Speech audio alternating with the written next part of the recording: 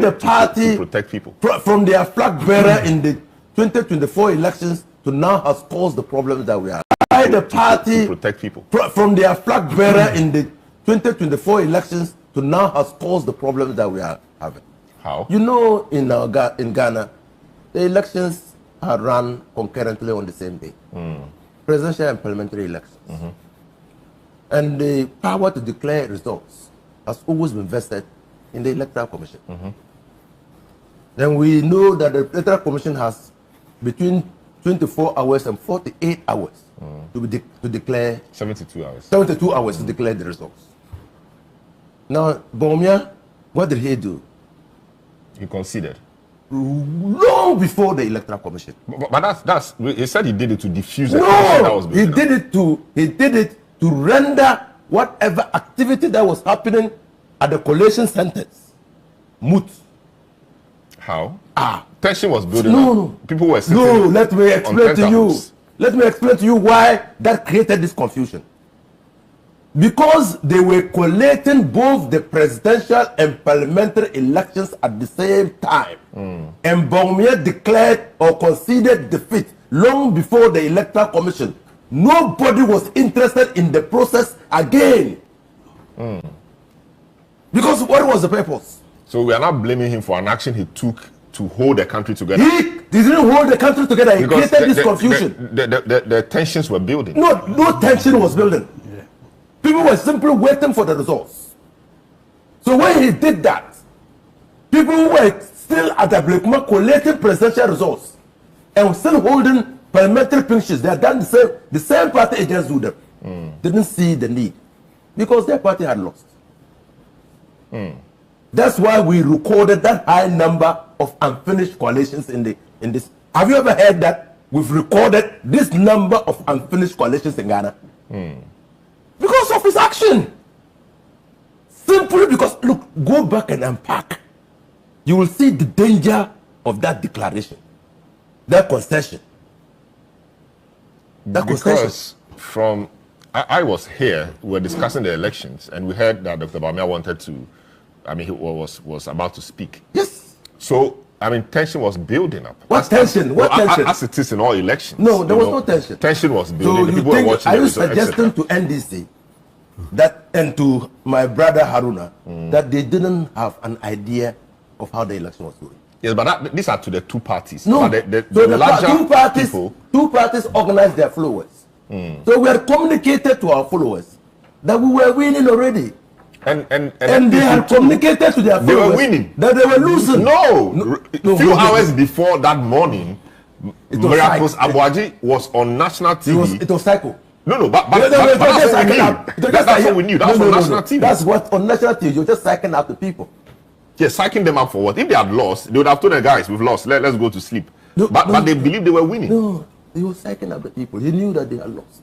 The records, the outturn, the performance has spoken to them already. And Miracles Abuaji knew that perfectly, that they had lost. He knew that. I see. And I know that he knew that they had lost. Okay, so yes, but the defeat was so catastrophic and disastrous that Bawumia had to do something to salvage an image. By conceding quickly. To put himself forward as a statesman. The unintended consequences of that early concession is what we are seeing today in Agyapong. Wow. It's what we saw in Tema. It's what we saw in Akutia. It's what we saw in Domiko. It's what we saw in Okankwe Central. And Techiman. Because they were still in the process of collating the results. And the results, the presidential and parliamentary results, are collated at the same time. So when you concede that early, it renders the process moot. Studio, sometimes you need to be guided. But me say it in Sana American. Na owo de ba ko se me ayesi me wudada. Enti ma me kan na me kan ye. First of all, Kufour bebre be kan say, oh, we did well by conceding early.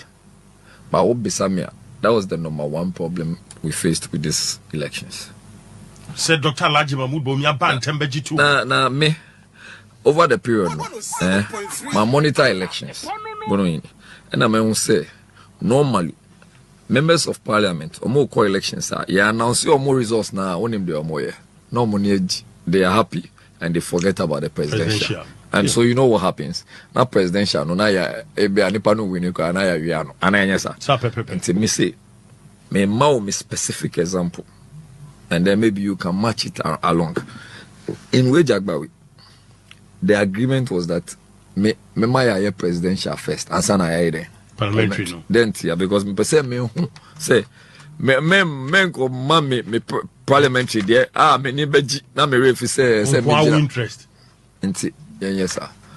Yeah presidential and we came into the next day into the parliamentary. That was when the flag bearer had conceded.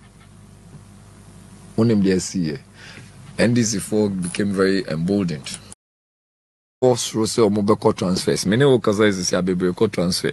Why the party to protect people from their flag bearer in the 2024 elections to now has caused the problems that we are having? How? You know, in Ghana, the elections are run concurrently on the same day. Presidential and parliamentary elections. And the power to declare results has always been vested in the Electoral Commission. Then we know that the Electoral Commission has between 24 hours and 48 hours to declare 72 hours. 72 hours to declare the results. Now, Bawumia, what did he do? He conceded long before the Electoral Commission. But that's he said he did it to diffuse the tension that was building he did it to render whatever activity that was happening at the collation centers moot.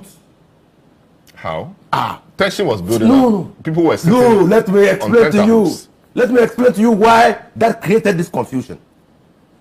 Because they were collating both the presidential and parliamentary elections at the same time. And Bawumia declared or conceded defeat long before the Electoral Commission. Nobody was interested in the process again. Because what was the purpose? So we are not blaming him for an action he took to hold the country together. He didn't hold the country together. He created this confusion. The tensions were building. No tension was building. People were simply waiting for the results. So when he did that, people were still at the Blakuma collating presidential results and still holding parliamentary pinches. They had done the same party agents do them. Didn't see the need because their party had lost. That's why we recorded that high number of unfinished coalitions in this. Have you ever heard that we've recorded this number of unfinished coalitions in Ghana? Because of his action. Simply because, look, go back and unpack. You will see the danger of that declaration, that concession. Because from, I was here, we were discussing the elections, and we heard that Dr. Bawumia wanted to, he was about to speak. Yes. So, tension was building up. What tension? What tension? As it is in all elections. No, there was no tension. Tension was building. So people were watching are you suggesting to NDC that, and to my brother Haruna, that they didn't have an idea of how the election was going? Yes, but these are to the two parties. No, the larger two parties organized their followers. So we had communicated to our followers that we were winning already. And they had communicated to their followers. They were winning. That they were losing. No. Few hours before that morning, Miracles Abuaji was on national TV. It was cycle. No, but that's what we knew. That's on national TV. That's what on national TV. You're just psyching out the people. Yes, psyching them out for what? If they had lost, they would have told the guys, we've lost, let's go to sleep. But they believed they were winning. No, he was psyching out the people. He knew that they had lost. The records, the outturn, the performance has spoken to them already. And Miracles Abuaji knew that perfectly, that they had lost. He knew that. I see. And I know that he knew that they had lost. Okay, so yes, but the defeat was so catastrophic and disastrous that Bawumia had to do something to salvage an image. By conceding quickly. To put himself forward as a statesman. The unintended consequences of that early concession is what we are seeing today in Agyapong. Wow. It's what we saw in Tema. It's what we saw in Akutia. It's what we saw in Domiko Abenya. It's what we saw in Okankwe Central. And Techiman. Because they were still in the process of collating the results. And the results, the presidential and parliamentary results are collated at the same time. So when you concede that early, it renders the process moot. Studio, sometimes you need to be guided. But me say it in Sana American. Na owo de ba ko se me ayesi me wudada. Enti ma me kan na me kan ye. First of all, Kufour bebre be can say, oh, we did well by conceding early. But Obisamia, that was the number one problem we faced with these elections. Said Dr. Lajiba Bawumia ban tembeji too. Na me over the period, my monitor elections. And I may say, normally, members of parliament or more co-elections are announce your more results now on him they are more. No money, they are happy and they forget about the presidential. And so you know what happens. Now presidential, no na ya ebe anipanu winiko na ya wiano. Ana yesa. And me say, me specific example, and then maybe you can match it along.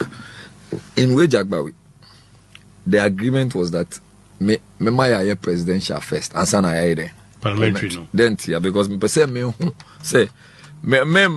mami me parliamentary there me ni beji na me refi say me interest. Nti yes sir. Yeah, presidential and we came into the next day into the parliamentary. That was when the flag bearer had conceded.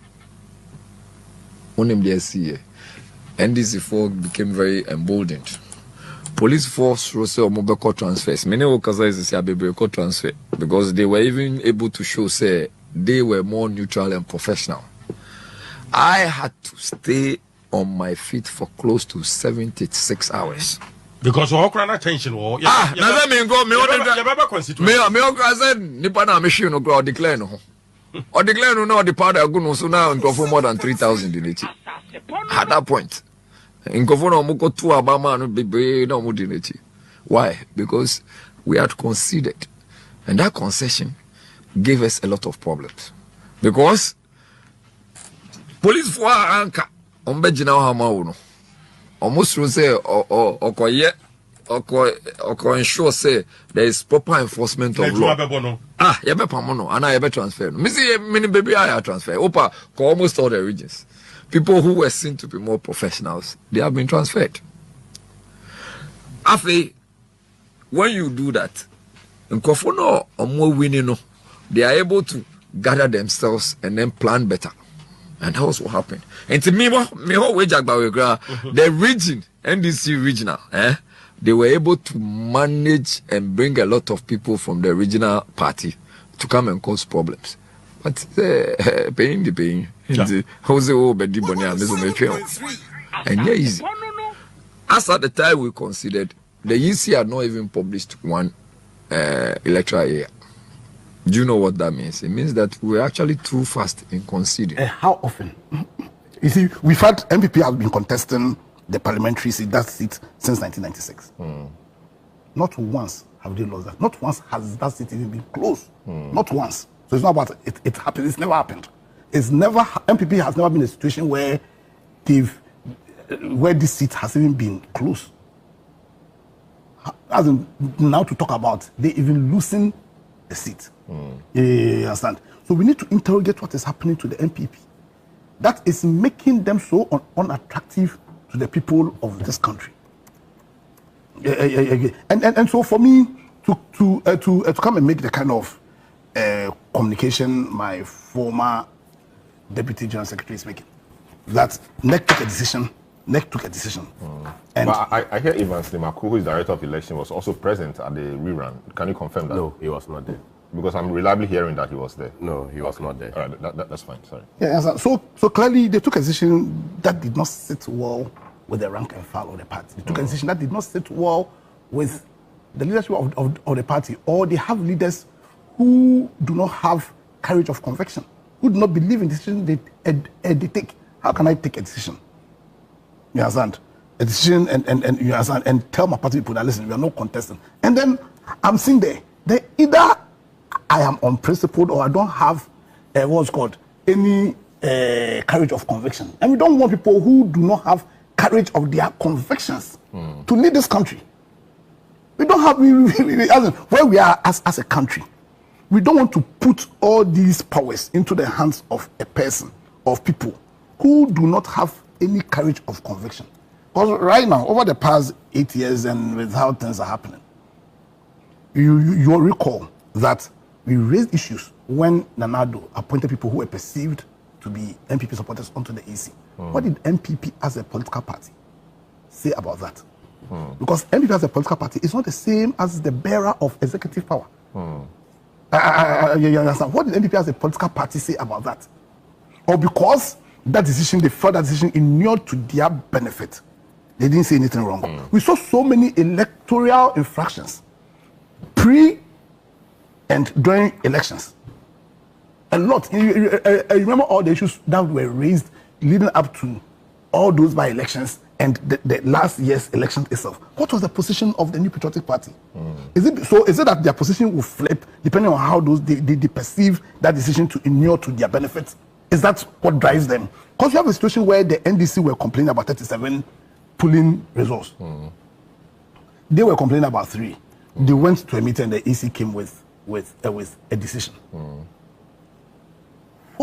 On what basis can they say that because of the decision the EC make, they are not going to contest, or they were not going to contest the election? So that has happened. The fact that the lady defied it is contrary to their party. Not just the lady. Yeah, but the lady not just the lady. Because of the upcoming contest in the party and contest of popularity, etc., people have to go to show face. Will you say that by defying the party order, she has to be punished? She didn't defy the party's orders. No, the party said don't go, don't do it. So we are boycotting it. Could the EC have placed the party's flag without the party's consent? Did the party not present polling? And that's why I asked the question. Did she go as an independent candidate? No, the party says don't go, and then she says she will go. At that moment, there was nothing much anybody could do. Well, he's better vexed with the electoral process. Could the EC have placed the party's flag by her without the party's consent? Yeah, because the party, yes, because the party's boycott came subsequent to the EC's announcement of a rerun. So all those things might have been done already. The announcement came just 2 days to the election. But what's the significance of the party's flag being placed by you? Because there's a significance. It just doesn't happen. And unless, of course, you are saying that because the party boycotted, the EC should quickly reprint new ballot sheets and take out the party's. Yeah, because if the party boycotted, she went, the party's flag was there, and the party did not. In fact, indeed, members of NEC, you mentioned Bawumia himself was there, Howard Accusations was there, Brian was there. The party had polling agents, because the polling agents were not her agents. They were polling agents of the party. I heard Dr. Shana was there as well. Yeah, so the polling agents were they were the party's polling agents. They were the party's polling agents for all intents and purposes.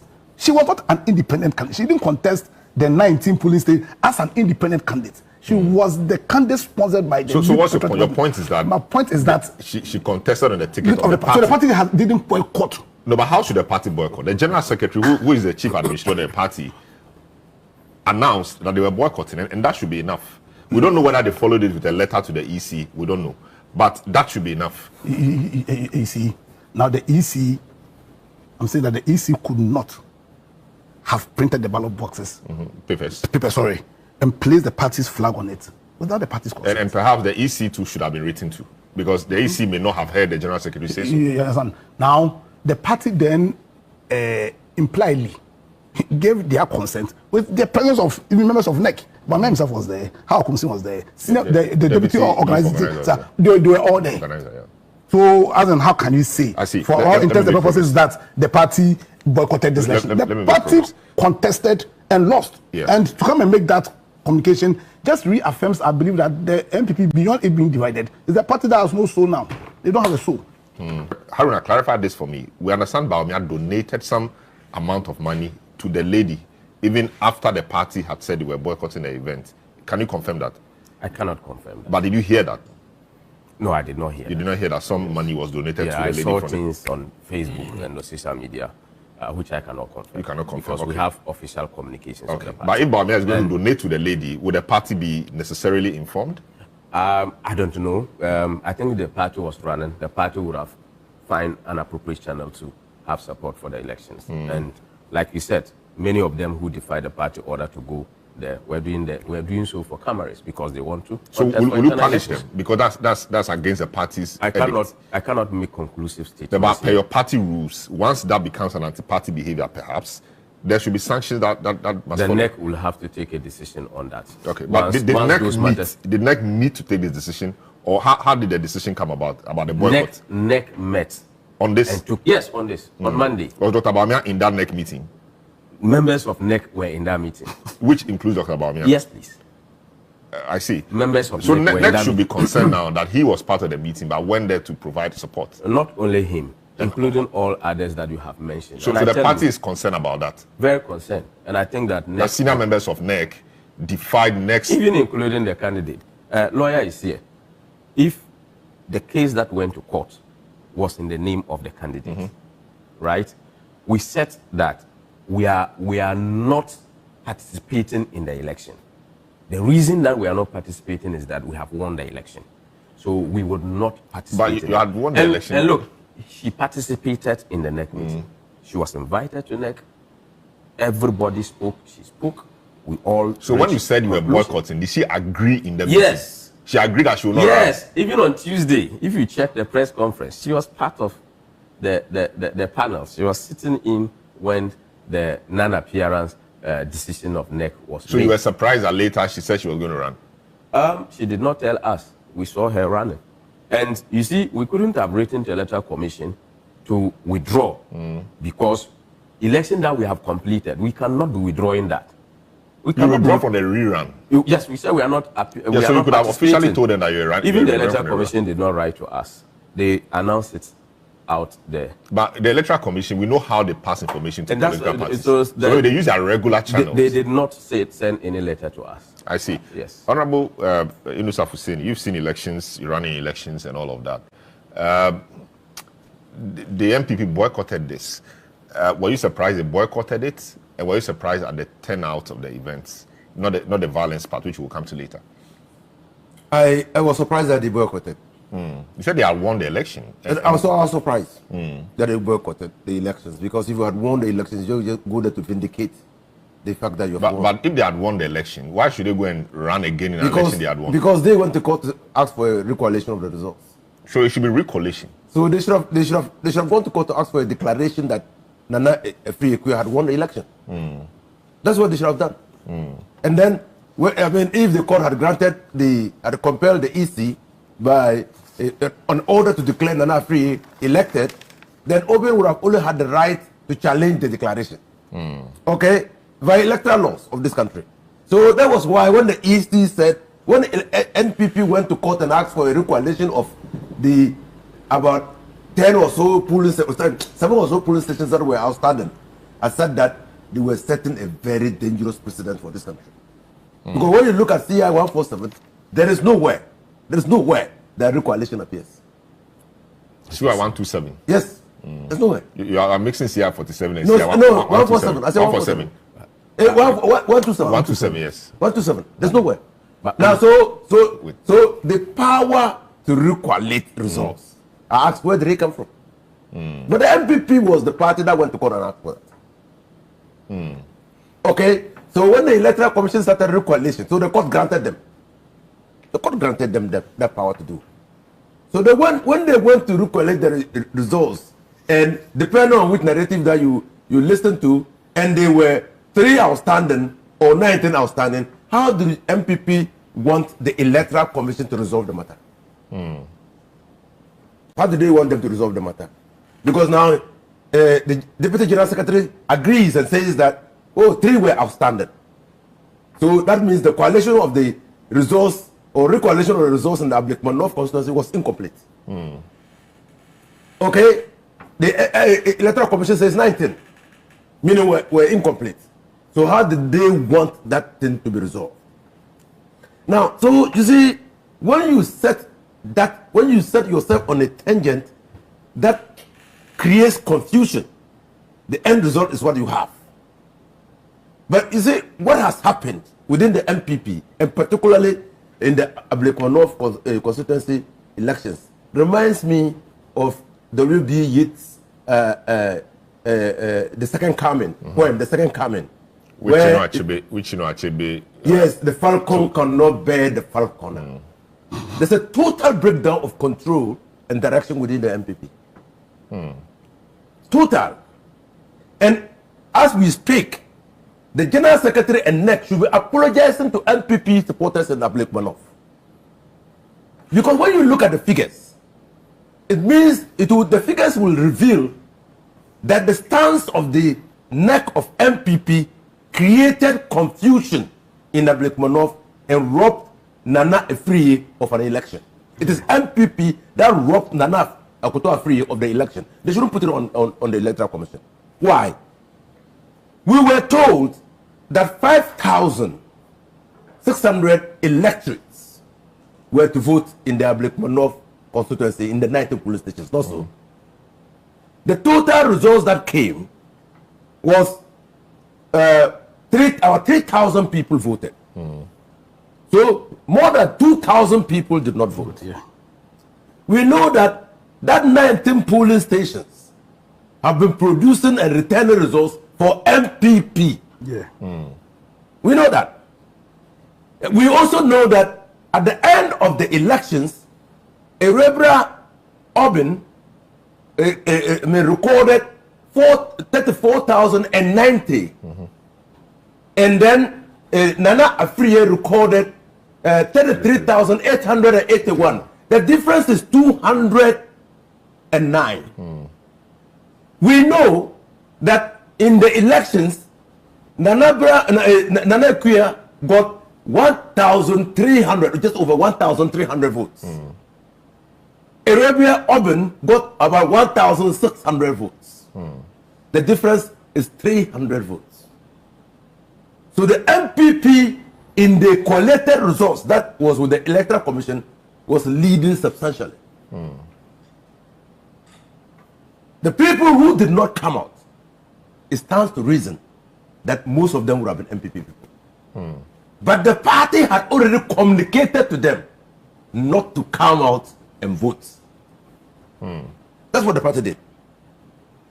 And now you are blaming Electoral Commission. They said they had won the election already. Yes, so if you have won the election, so we have the results on your. Yeah, so if you have won the election, and you know that by the nature of the constituency, you stand to win the constituency if you crank your organizational machinery in place and just vindicate what you have long held to be the case.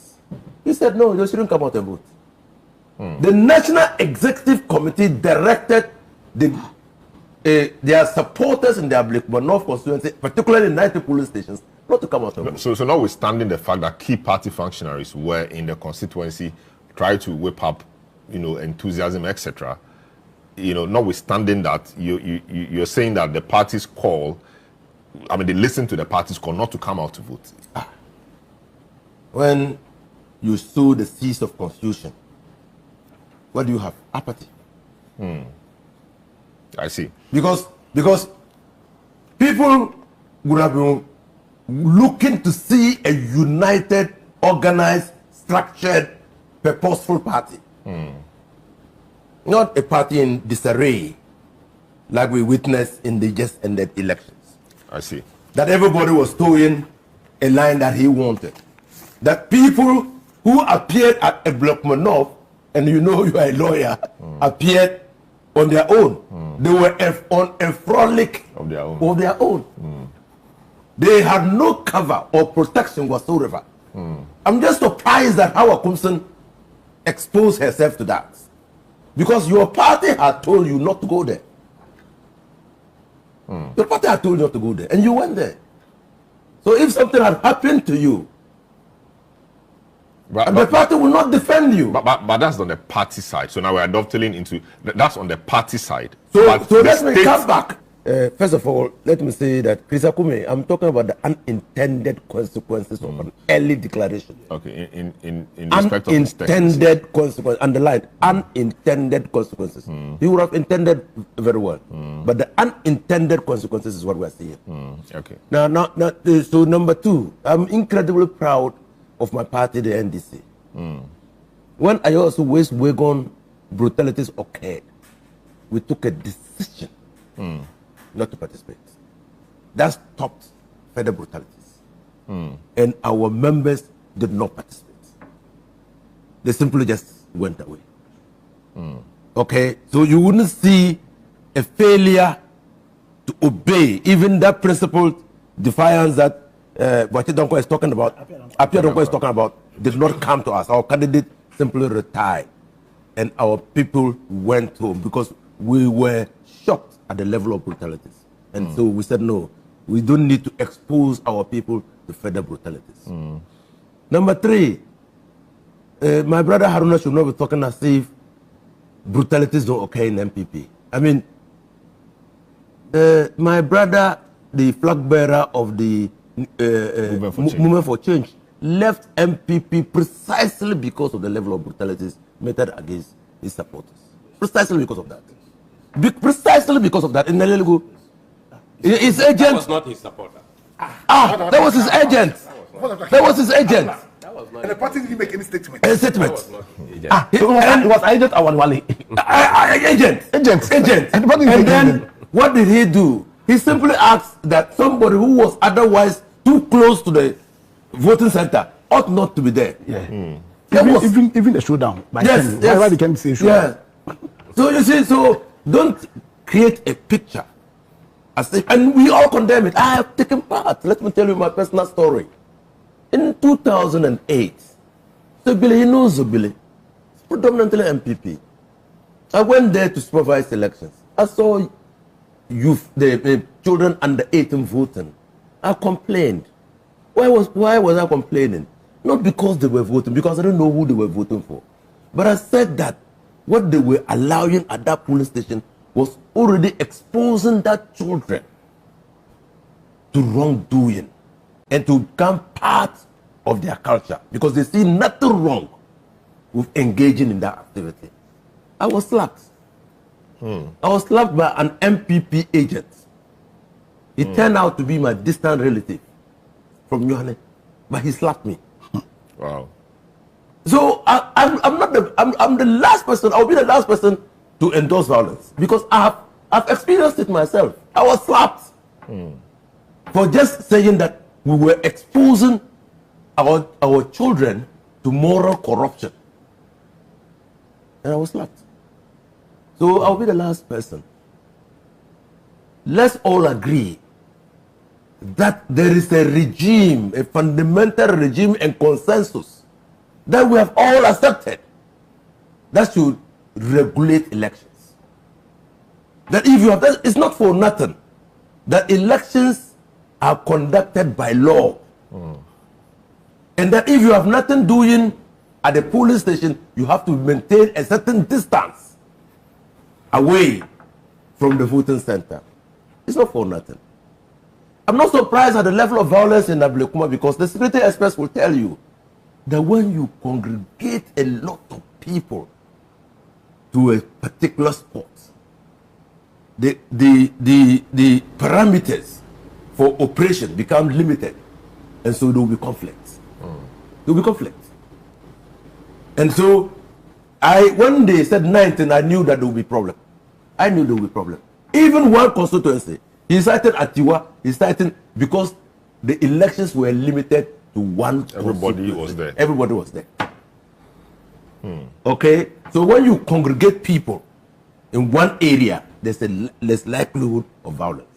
And so the security agencies are also aware of this, and so must put in place mechanisms to mitigate. You think the police failed on the day? I think that the police, what happened was that they were conflicted. How? You see, you are there to ensure that voting goes on smoothly. And the people who are otherwise entitled to vote participate in the voting. And then you have a group of busybodies who are disrupting the process, what do? Do you leave your detailed work, the work that you have been detailed to do, to attend to these people, busybodies, who are not electorates, who will not take part in the election, but who are causing confusion? What do? I think they were conflicted, and they should find a way to remove themselves from that conflict. They were seriously conflicted, because those people who we saw running around were not voters. They were not voters. They were not taking part in the election. They came in groups. In groups. And so when you see them coming, you know these guys are up to something. Yeah. And they just went through the police people like that, and started chasing a target. Yes. And then you saw that they were not even interested in what was happening at the voting center. They were not interested. They were just interested in persons.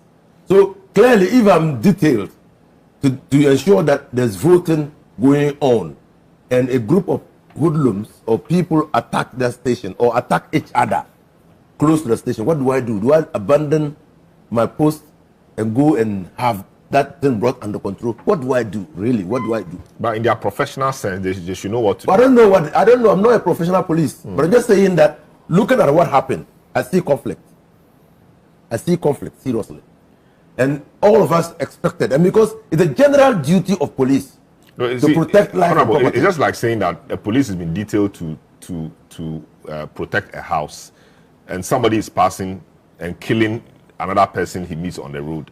The police will say, I'm conflicted because I've been asked to protect the house, but the thing happening on the street is not part, so I'm just there. I'm telling you, when they are sitting down by the banks and watching, and people are fighting close by, it might be difficult to see the policeman abandon that bank and go and try to restore calm.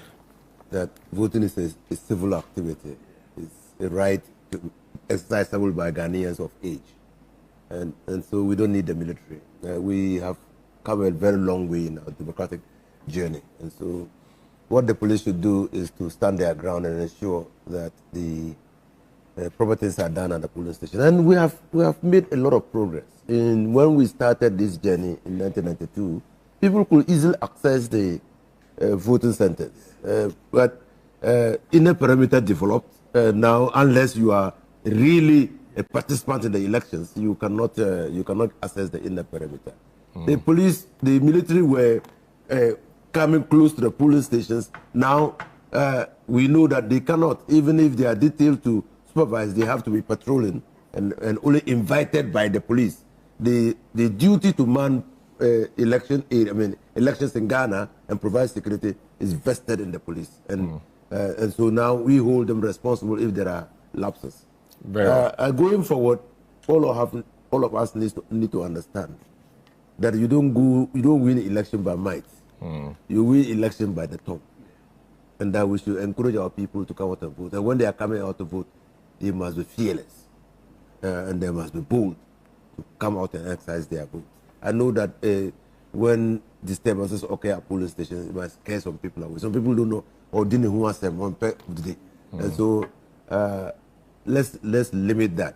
I totally understand that when you get the people together at one particular location, the risk of disturbances becomes. Why the party to protect people from their flag bearer in the 2024 elections to now has caused the problems that we are having. How? You know, in Ghana, the elections are run concurrently on the same day. Presidential and parliamentary elections. And the power to declare results has always been vested in the Electoral Commission. Then we know that the Electoral Commission has between 24 hours and 48 hours to declare. 72 hours. 72 hours to declare the results. Now, Bawumia, what did he do? He conceded. Long before the Electoral Commission. But that's he said he did it to diffuse the tension that was he did it to render whatever activity that was happening at the collation centers moot. How? Tension was building up. No. People were sitting. No, let me explain to you. Let me explain to you why that created this confusion. Because they were collating both the presidential and parliamentary elections at the same time. And Bawumia declared or conceded defeat long before the Electoral Commission nobody was interested in the process again. Because what was the purpose? So we are not blaming him for an action he took to hold the country together. He didn't hold the country together. He Because created this confusion. The tensions were building. No tension was building. People were simply waiting for the results. So when he did that, people were still at the Agyapong collating presidential results and still holding parliamentary pinches. They had done the same party agents do them. Didn't see the need because their party had lost. That's why we recorded that high number of unfinished coalitions in this. Have you ever heard that we've recorded this number of unfinished coalitions in Ghana? Because of his action. Simply because, look, go back and unpack. You will see the danger of that declaration, that concession. Because from, I was here, we were discussing the elections, and we heard that Dr. Bawumia wanted to, he was about to speak. Yes. So, tension was building up. What tension? What tension? As it is in all elections. No, there was no tension. Tension was building. So People were watching. Are you suggesting to NDC that, and to my brother Haruna, that they didn't have an idea of how the election was going? Yes, but these are to the two parties. No, the larger two parties organized their followers. So we had communicated to our followers that we were winning already.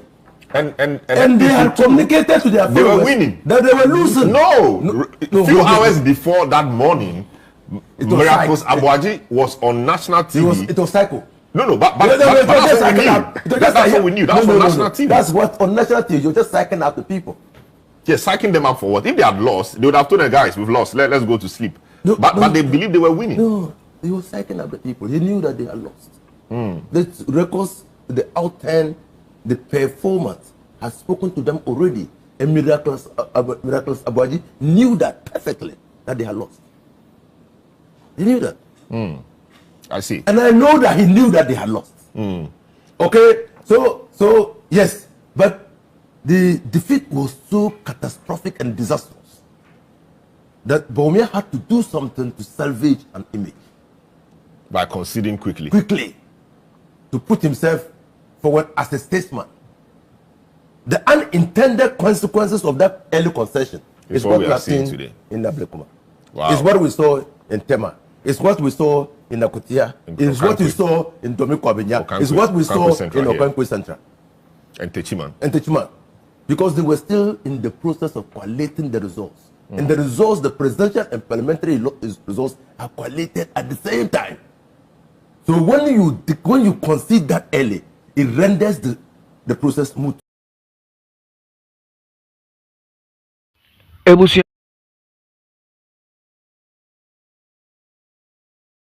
Mundai. If it's a DSC wa Brekumanoff ne de 19 city pe anas 19 police station pe en yabom sa no ono no rehearsals e de ma NDC fo ho de NDC fo na training bi keke na na omo ye e de MPP fo ane na kotia de omo be bom rough e bu na America Mr. Obribu ahin o se NDC fo de bom be bu MPP fo no e wa kotia by election e be koso no se omo ayo mo se omo ye book long o se ye ka kire mo se. In fact, vigilante groups are when people emamungu no tom ehonomo ena mo kire se mo lawyers akese na mugu nu kura no ensembe na yura Kennedy kura kan kire ye yetu yefo misi yura Kennedy kan o kan ma Kennedy bufu se obi ye bema onfa ne nsanko ka eye chese data force ne chese ada o ye invisible ye nimu na nka de besi wo Ghana hase no ne de besi wo party no na mo se Kennedy ese party no afide makone ya bomwa mo se yenyam dai mummy entiense mo kai because I want to believe says a party yes here ebianke betima prepare year you could have stopped some of these things and this you bo yes here you mbeko so bo yes Ablekuma no a rehearsal for akwatia I know and this to also no your party ni beko amesa akobo yes ne aba yeah ABP ba power no a wan hwe na kitafo ni ye no a eye didija ene adufo dipa no person nkumnya no eno ne kofa sansem we nyina ba. Because how should a party like NPP, invincible ne data force of 4, and a boy, Emma NPP 2016, 2017, and your policy 4, and your soldier 4, they gave us the money to protect. See, we no. and a catch for no party. No, but does it make sense? Tamandi MPP this are law, but MPP, why are you behaving like in Kramkara? Oh, say I'm banning data force, I'm banning invisible. Oh, I'm not the channel NDC. If we are being honest and sincere to ourselves, can easily mobilize and get these boys. And only a time came, someone is banning data force and invisible. No, I'm going to be petrol. Yeah. What we can't buy me petrol, data force and invincible. Because you know what I recognize them, I accept them, I sit down with them, and people say, hey, because I have born na bati say ya, big na hobe say, unkroma no baako bi afra no unkroma no, unkroma obe gane, unkroma. Ache be we bodyguard, 17 bodyguard. What I say, unkroma ni nua baako no mention na take care of me in Accra. With the crutch, somebody book, some Makoya law, Magu invincible. But who will come and protect you? And when you remember, name was Abokasai. Also, a catch a party penifone say, this is what I know the NDC will be doing. Ubienti. But anything I make us a polling station, Biano. You're organizing ye, me and Twabani. Quite just, you're well bottom. Quite just can protect the balobos. Utufa or Monfa. Oh, people from fat, not Tamale. I know a lot of our boys in Wa. Uko Boliga, a friend, all die. Yeah. Unimbono. Yeah. All die. Adia dear pan and can set to Siben Adiama or man just Boliga constituency in Minano. On man of boys, no. So how do we get them back? Oh, Madam Emiama, no. Anyway, yes, I don't think I will involve myself in some of these things. Departing. Oh, David, Nami 2 for number 5.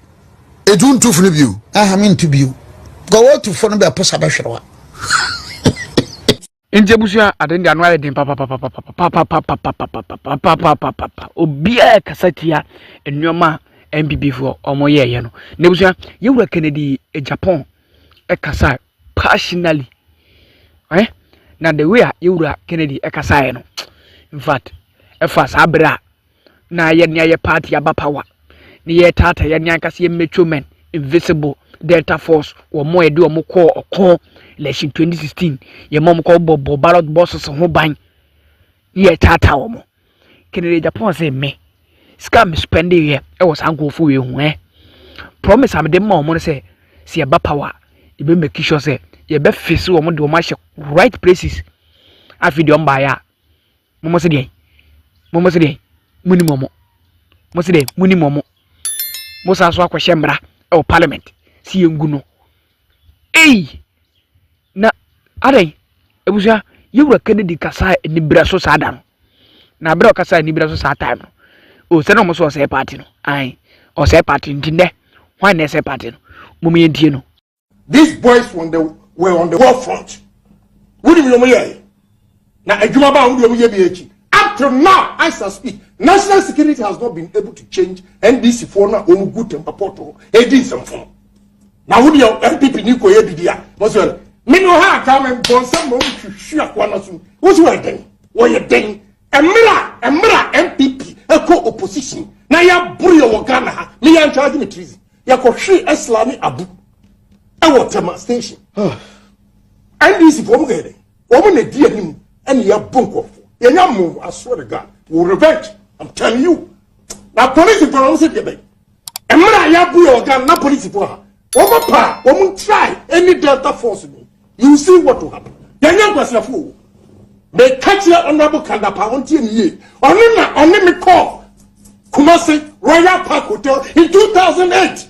And when he was a defense minister, he told me that national security cannot, security has broken down. Kufour, these same boys, betray 1 billion that time, 100 Ghana cedis, 1 million cedis for them to protect our ballot boxes. What are you talking about?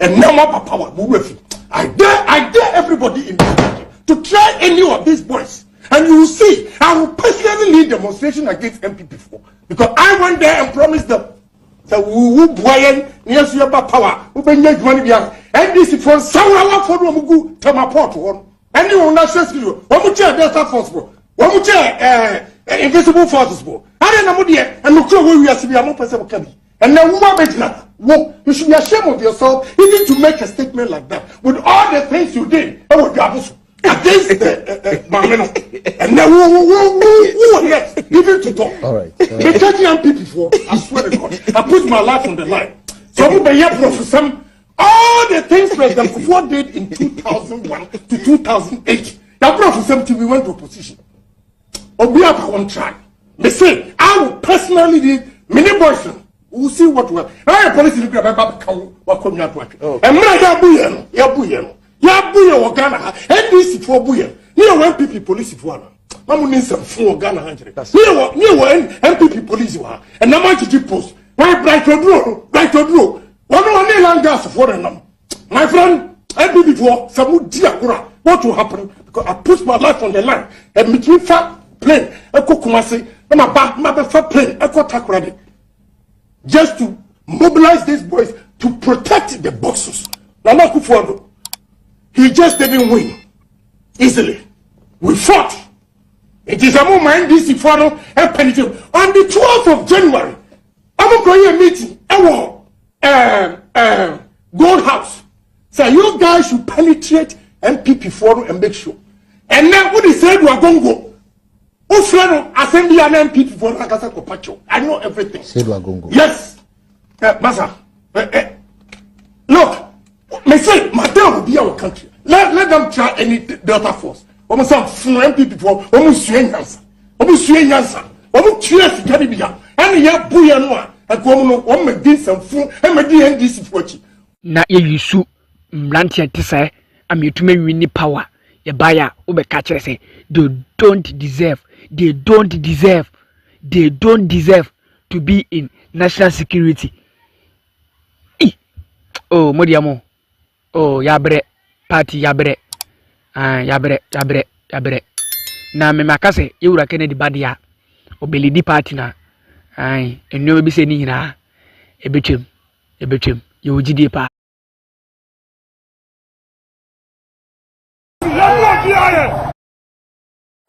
osi ya mu obi a hawa kumsi nkwa cause Osi ya mu obi a hawa kumsi nkwa because the assignment was very clear. Sana me go for the year MPP say ya omu ye Jimmy sem say ye ka obi am wa Jimmy say ya Me and I'm the Delta Force chairman of Santa Region. Me ka kire mo ne. Mu no real. They see one. The shot. Voice the momo. I don't know what Indian you. So they had planned with names. Me Hawa Kumsin, Dennis Miracle, Kwasi Sian of Ayadum team in Adum FM. Anna Jerry Ahmed. You want to ride a motor with the boys, that is okay. You are MPP, that is okay. And I will inside you almost there. You don't want to be brave on phone and in the media. You want to be brave on the ground. The best about social media na wo kasa na fine with Inti MPP's Delta Force chairman at Santa Region and I was sitting was there. Munya hwehwe akwati akura dey happen mo bi free mu no. Hey, enemaniachi. Both Delta Force, Invisible Force, all the forces say wo NPP. Mo maye ni. Adentina eniachi. Yeah, fire pira any moja yanyi tumima NPP 2016 shemohe obia organa bia enkodi NPP emabunu no ye ponkode ji tum ye wieye modi ye shemu 2 weeks remand adaya ye peduma aye namasa ko ye mra e dia fitiri ye said ye bibia ye nchie mbe ka kire mo ne mu no rewo ye see ho the strap boys dey momo I don't know what Indian ye di o obie no ma sabi nya me boy a ne nan ye fo na ne sizes na ho de 99 ye nyina ba ko pe e ma wo pe eti na de kra e ti tumi e ma bi ba ko am de fa so no mu no re ne sembo me nya prophet me nyo obi aba ne sembo me and I'm the Delta Force chairman of Santa Region. You can say boys in it here. You can say one PM long piba. You can say one now, mother. She said, "Oh, mother, oh, that's what the PM." Atiwa omo twem ba me sembo we a prophecy atiwa panyini ba ko ombeku ba ko e de akere mo say munnim nyansa ambifo nim nyansa wan kura enti me sembo say atiwa panyini ba ko me boys downtown visible all the forces say war NPP e ma obedience momo go for maame mo yere e no mama e fa ko san ko Somebody bodyguard as here, bodyguard in the bodyguard, who for bodyguard or security here, or a part of a body. Because Nami Pasama, one in them, not a 2-2, one that didn't hold you, second bound didn't hold you. A baby, had a pussy as a man, how a pussy. And could be, I didn't know chairman. But when them on left and right the deal, and when for second good idea, Atiwa, NPP, watch out. Na babunu no security for no kwam de fast no mama omo no ensia bibi no mu se next time no offer akra ana osma akra se onko ode ne kwafu na so ne nema na ode ndu ba bi na ga se ahameso no anse na akra ne su se security si issue na for now 5 person e BCB etiwa watch out with us.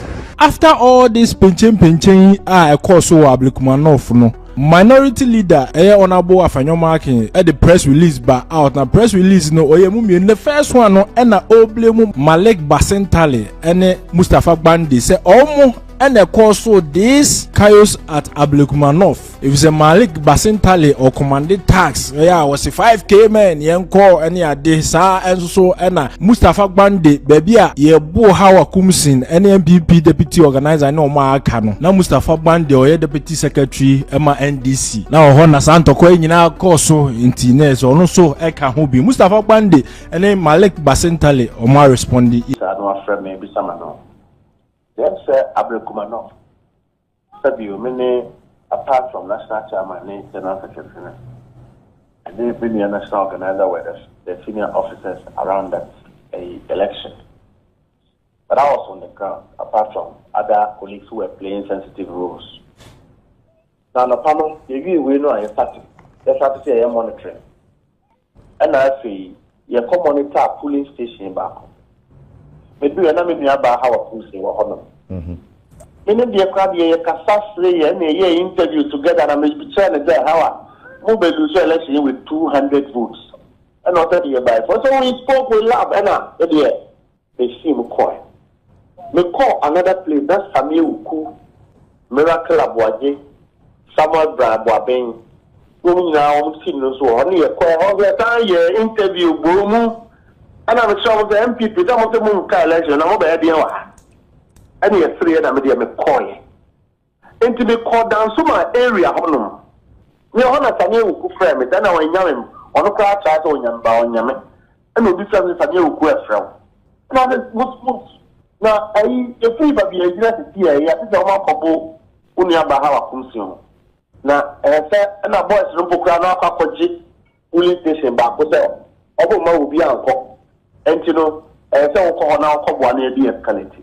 Me you say yo and I mean me two I mean ka call me do one na police station na police for far how come send the call na in community say how come to on to when you know the board dump more anim ho over 500 people and I me call me power more chow obi and escalate me police for no because we are political leaders and times like this we would have to de-escalate and reduce the tension and move on. Let me call them a thing our council was still being detained at the place, though. Can't go and conform to me at taking it out. Then I won't enough to win other gate and wait till the call. Me wanna a brand 13 team be a set mark or bar middle one. I realized that he was an MPP guy, but I mean the position crowd. So but I wanna make a chance that chief, you should go because I have no said the iron, one de-escalate. So if you watch the video, you see that na me no air kasa. Me tell me another group. If you be no one on mobile me so guy no so omo pam na free ni mo ɛna ɛkɔyɛ wɔ hɔ no me nua yɛwie yɛ wonim nea meyɛ mefa me phone ɛkɔhwehwɛ aberanteɛ no number na mefrɛ no na mese me nua woyɛ okay na ɔsɛ ayɛ na mese bɔ mmɔden na kɔ hospital ɛwɔ kora na mebehu sɛ ɔyɛ I think deputy regional organizer of the national deputy organizer ɛna me ne kasae mefiri hɔ nso mesan so agya adwuma ne kɔɔ Kanesi police station sɛ me okua na me ɔfrɛ me na ɔsɛ how ɛwɔ Kanesi police am so okay gyama me I'll go and sort it out sɛ me de kɔ hɔnom ɛna me car ɛne ɛde me de fa me nua ba ha afom sɛ de fi police station hɔ ɛnhyɛ sɛ ɔkɔ hospital mo kɔsi no hospital ne mma bae party mpanyinfoɔ bae and as I'm speaking Dakoa MPP Dakoa Newman will tell me witness me kɔ hɔ na me kɔ fa no ɛna making sure that biribiara yɛ okay. I was shocked to have heard say Apenyoma King minority leader one ma election no bi oni ground go bi na ono akoko throw press statement say me ne Malik Babintali na ye excited violence me okay time a media escalating situation no and me who say Malik every strong hoba enti Malik called me na me din ko say me say don't pass here onfa asie na boy to no endi na tinko ena ono fa asie ho ena boy to ni so Malik didn't even stand at the scene. Malik Babintali didn't stand there. When you know, no abekata, and as well abeka gena airport. Me na meka say so come on you know. Onko na boys ndi na team kwada ntimi ama abato no. And as I'm speaking, your media teams that were on the ground would attest this fact. The police who were on duty there will attest these facts. So where did Apenyoma King get his facts from? Or say Abrante na beka say one me kata na me dey me hear me say pregnant na boys in the phone. I'm shocked. Obia bibia si aba frel utimi go chan cross na ya den me tia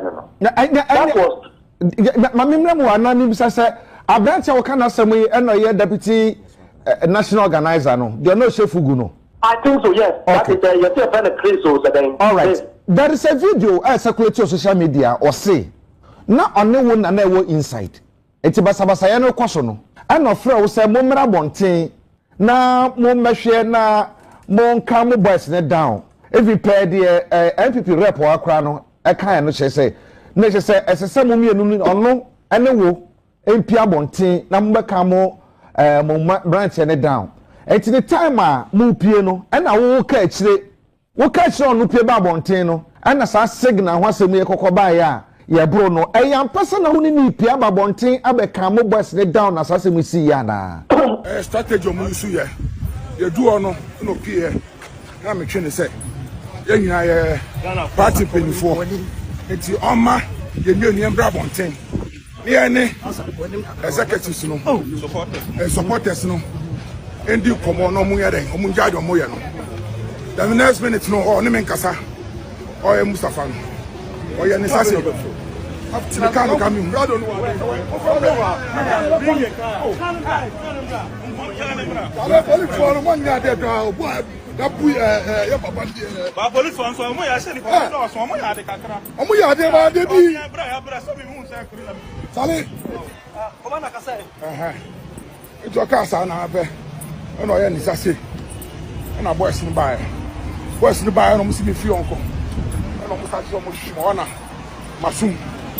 Obi asa to say ombobo that's it anokwa bi anim me do ho so we share video me wo video evidence na me dey send no but I've sent that video to Apenyoma King this morning so we share video na onimi nyina inside na ye jira bonte ho na me cheche wo hwa me che blue atade blue o free ekwan na no no oba no oni Moses abo na omoba na Moses abo de o san ko ne kire wa ma obi ana ono kwa ba ye but what the intentions was I do not presume say na oba also obeye gidi bia I think that his intention was to also come and say what you are saying but oba in America China said chief everybody should go back and let us de-escalate the situation. Number two, But the who say NDC for and MPP for the pre-age. It's not even advisable say at the time when attention no high no. You one particular individual should go there. You can't be a hero in good faith. So that's it. So I even doesn't know him as a national executive officer of the party. One of the most of the executives are appointed. I don't know him. Minimum one. Kamina na my friend aba. Ama yababe dealing with issue. Ubisa Samuel Brian Samuel Bawumia. Obaka Trao say this is what has happened. And many people team no kwa one can no. Almost training one about. I don't know any of them, and he can attest to that fact. So for you to go and say that women signal means on one breath, then another breath he's saying say, or no, all banana many banana media meka and move up and on the bono. It's not true because if I was inside with him and I will not create and on the bono, at what point did I signal somebody to beat him? So we cannot do that to ourselves. We can't. We will all condemn violence in elections. The MPP should realize how I operate. I don't run away from who I am. Never. I will never run away from who I am. Number two, if I want to do something, I will do it and own it because it must be lawful. It must be right in my mind. They said, yes, I do. I'm not somebody who do things and run away. I'm not somebody who does that. And I say, you be a normal career, and I never need so say, the more canon na mimi slow, but the right thing must be said. And yes, but your statement will encourage somebody to make me a target. Every and any part of who are very victim. Nobody knows. You know? So we should discredit some of these things and run away from it immediately because I didn't do that. All right, say baby I drew no, but I say see and I'm not na mutu dia for say I come here say obi nim de be ba chine yes our by election ba kwa ye nim some bako samonko akwatia. Anti we dey see e wa ha yi no. Na uni unim akeka ye nyina yes kan. I remember M.Y. Look, Mimia Keke FIFA. He's one guy I like so much. I don't like his charisma, but the way he behaves is wrong. Okateche, and you make because Malik, as a political officer, went to ride moto. You went to ride a moto with the boys. That is okay. You are MPP. That is okay. And I want inside you almost there. You don't want to be brave on phone and in the media. You want to be brave on the ground. We are a party of courageous people. In Chiriman, a mono, and what's your party? A new boy, Jaja is a time on who military. Mama Jaja, it also a sort of work. How would you show you? My father was a then you are to abandon your mama. I don't want the military in my band, or what it's my band. It's more beer. You mean say we are saying we press and piano. Oh sorry, now say that you create what we create. Go be better. It's in a member. The best about social media and our casa and fine with me. What's not to do? One look we are mobile woman who be why? And your problem. The Sroni, a block man will be Ambra, and people need the Ambra. Then you sit in the sea and you sit where this is your block for. And to be a map from a member from. Meanwhile, election is the one could be. You didn't go there. So, what was the essence of inciting people, preparing their mind? They say, oh, could you bonnet, but you were not there. Number two, one more starting, one more cut. Oh, I got here by election, Baba, Minia, NS Yao commit or a Minia farm, and then the post school. Now, a venti would choke. Said you were coming, and then the baby call. Now, MPP for the 29 CN1 more, and you're born the one paying for. They should let NS Yakumi's character reshape their mind. But if they want to use Akotia as a ground to misbehave, I don't think that they will succeed. We have not even contemplated on Akotia election. We are still mourning the young man. We are still in shock. why a young man who has just won an election is in court, though, a young man who has just finished his law school, a young man who has built a mansion and if it can happen to me, it can happen to anybody. So we were second week we NPP as a party where he came from is thinking of by-election. NPP is not standing in solidarity with all of us.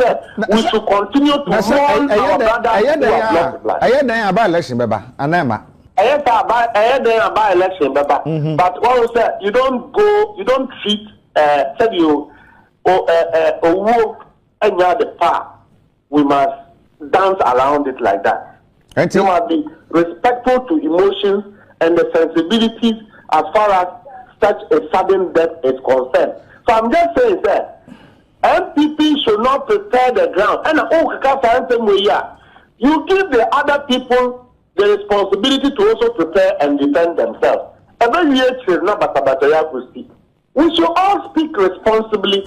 We should all encourage what is unity, what is oneness. We should all be like that.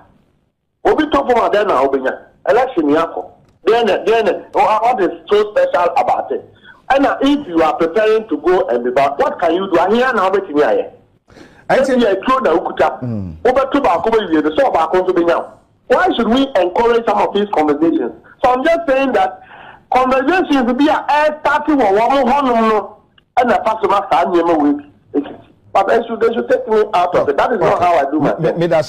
Malik Basintali, HSA, MPP for they had no strategy, only direction, only plan. Na MPP penny for no man show up ho. As MPP national chairman no way, general secretary no way, organizer no way, chairman Buga no way, Afenyoma King no way, MPs no former MPs no former appointees no more way. Ose time omo lose 2016 omo make sure say omo my peace about omo party me NDC party ni no ma create unity say the be omo bring the party back no mo ti me gina omo na so sa no mo ye ya akowie say no omo wi ni gusu wi ni no and the full soldiers of MPP or advice omo say omo musa omo mpanifo no say there no omo ye ama party no aba back no mo gina omo na so peacefully and with unity no na Malik Basintali kire into no Yusuf 5K men and 3K women. And you see, or more a winnie, a Agyapong North election peacefully, but and also 5K men, 3K men, the Malik Basintali, as Ujai.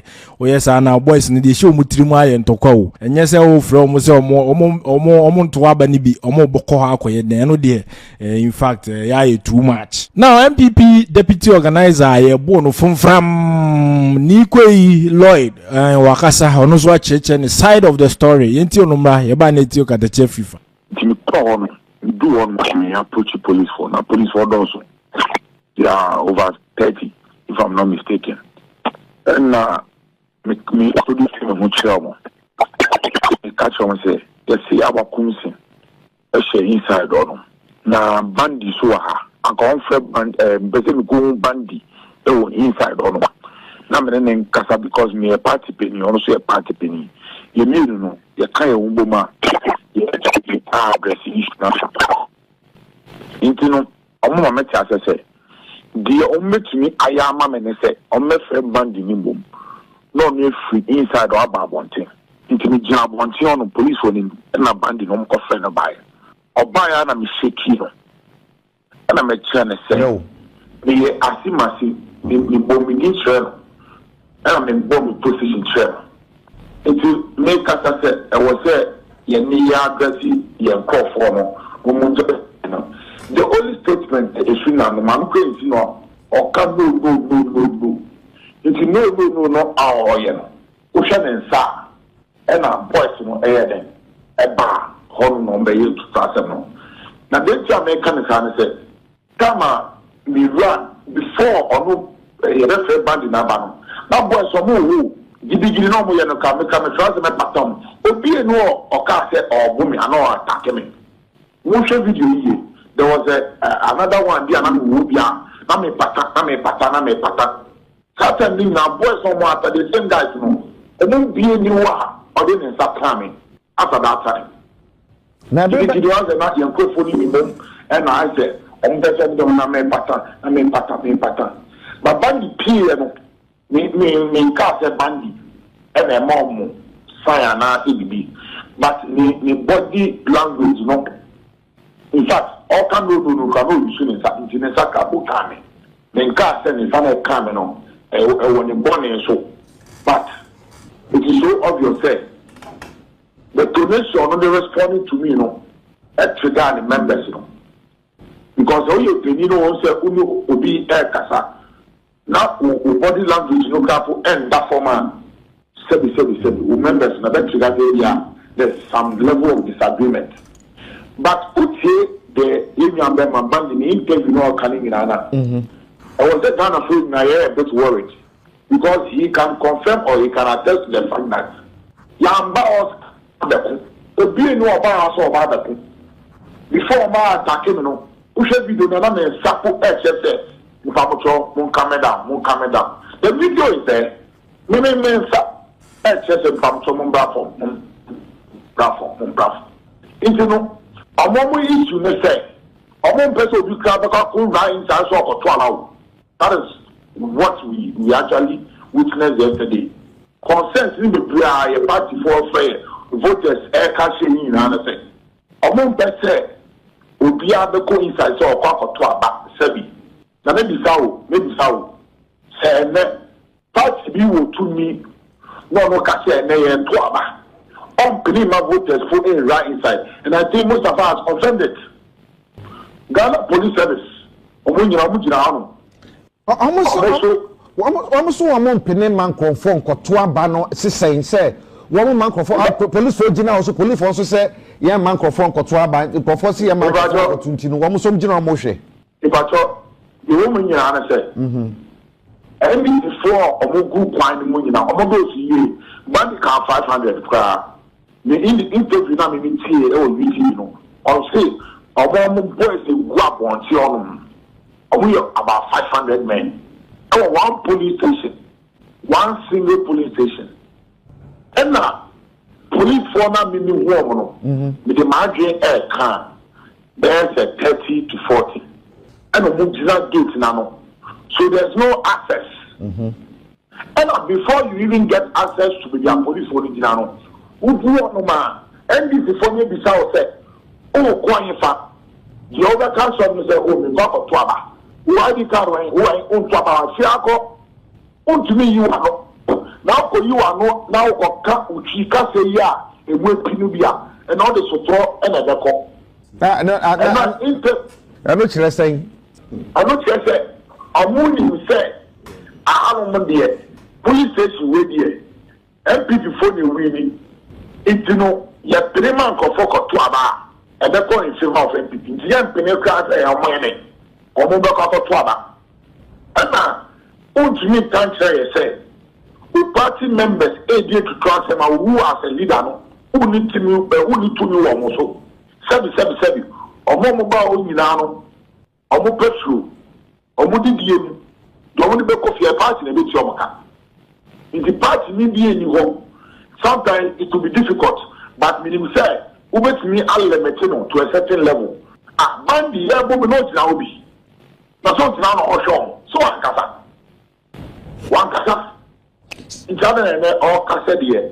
Yes, or friend, that is for a fact. Or friend mechanism for hospital. In fact, he even said that we will me hospital bills. He said, you come here, don't to me, and from phone and friend. What can be done? Okay. They see, Emma. Sebi. Me dami me tia. Aka phone ben or ben fa fresh obi tia bills. Abra. Yeah, ka koni nyina say. And now the same place one man journalist ni young girl. Ya bo na sum. Na adi ba ku ye me wawa pa. A me pese me kama Ghana fo nyina nti say. Enne akoye NPP. Otsene bi akoye NPP. Ebe ya mo. Dia course no ano maybe elections echi bebre. The minimum say maintain one say eba and a month to question. But I'm not a course no dey. And next time maintain one to baby. Oh why you to have a go. Oh ba I say I remember.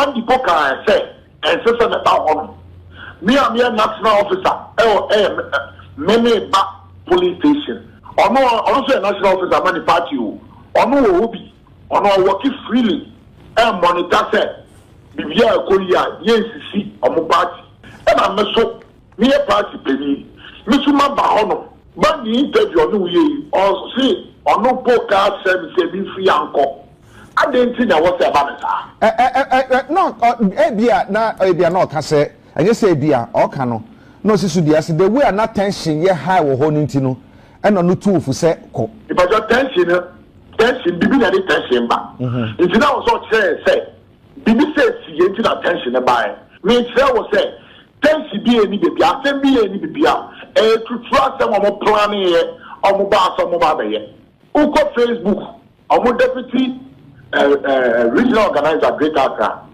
what so said omo plans was well calculated and omo deliver the and NPP winning election Ghana bill. What it means is that they appreciate Nyamane course, but they tell you also guarantee interview. Also, we so they see in our Sraso. Let's say organizer. Also guarantee interview. Also Sraso. Say they see Sana what say. Lord, yes, they see ye. Me share there at two no. Me the tutu there two a course why I was so west wo go no. At the same thing I said there. Onipa ne da ho ne butu no na ye prepare no san ne man pepepe ne ho wo aya waso west wo gone we a political figure menim say nya de a waiting na bebu aba mu say wo nya obeja wadwuma ye obekoso aye de ekoi ede na ogi di say mo major two political parties mo ye say na be yo china bi ye koto aba bi ati say na bi nkonko ba biu binya yes sir aya waso wagon asemi endrobebre no aya obika e dey refer this particular incident now no one kakra dey say no one say Usha obi to say Iraq Sam George na security for no area mu no ono e no start say all man microphone warning mo share video ni ono no cars ni twemu me ji to mu say e was some of saka no I know the idea me I'll go against any day but me say so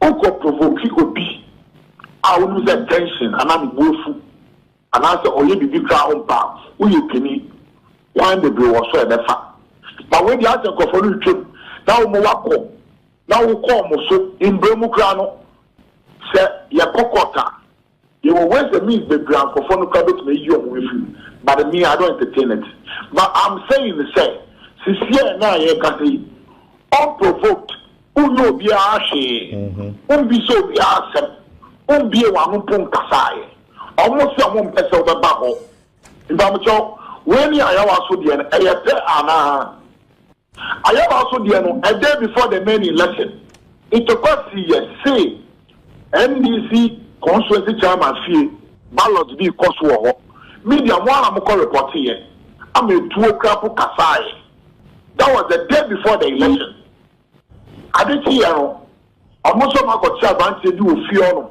e no ma twe no e de aba I am against it. It is not the best.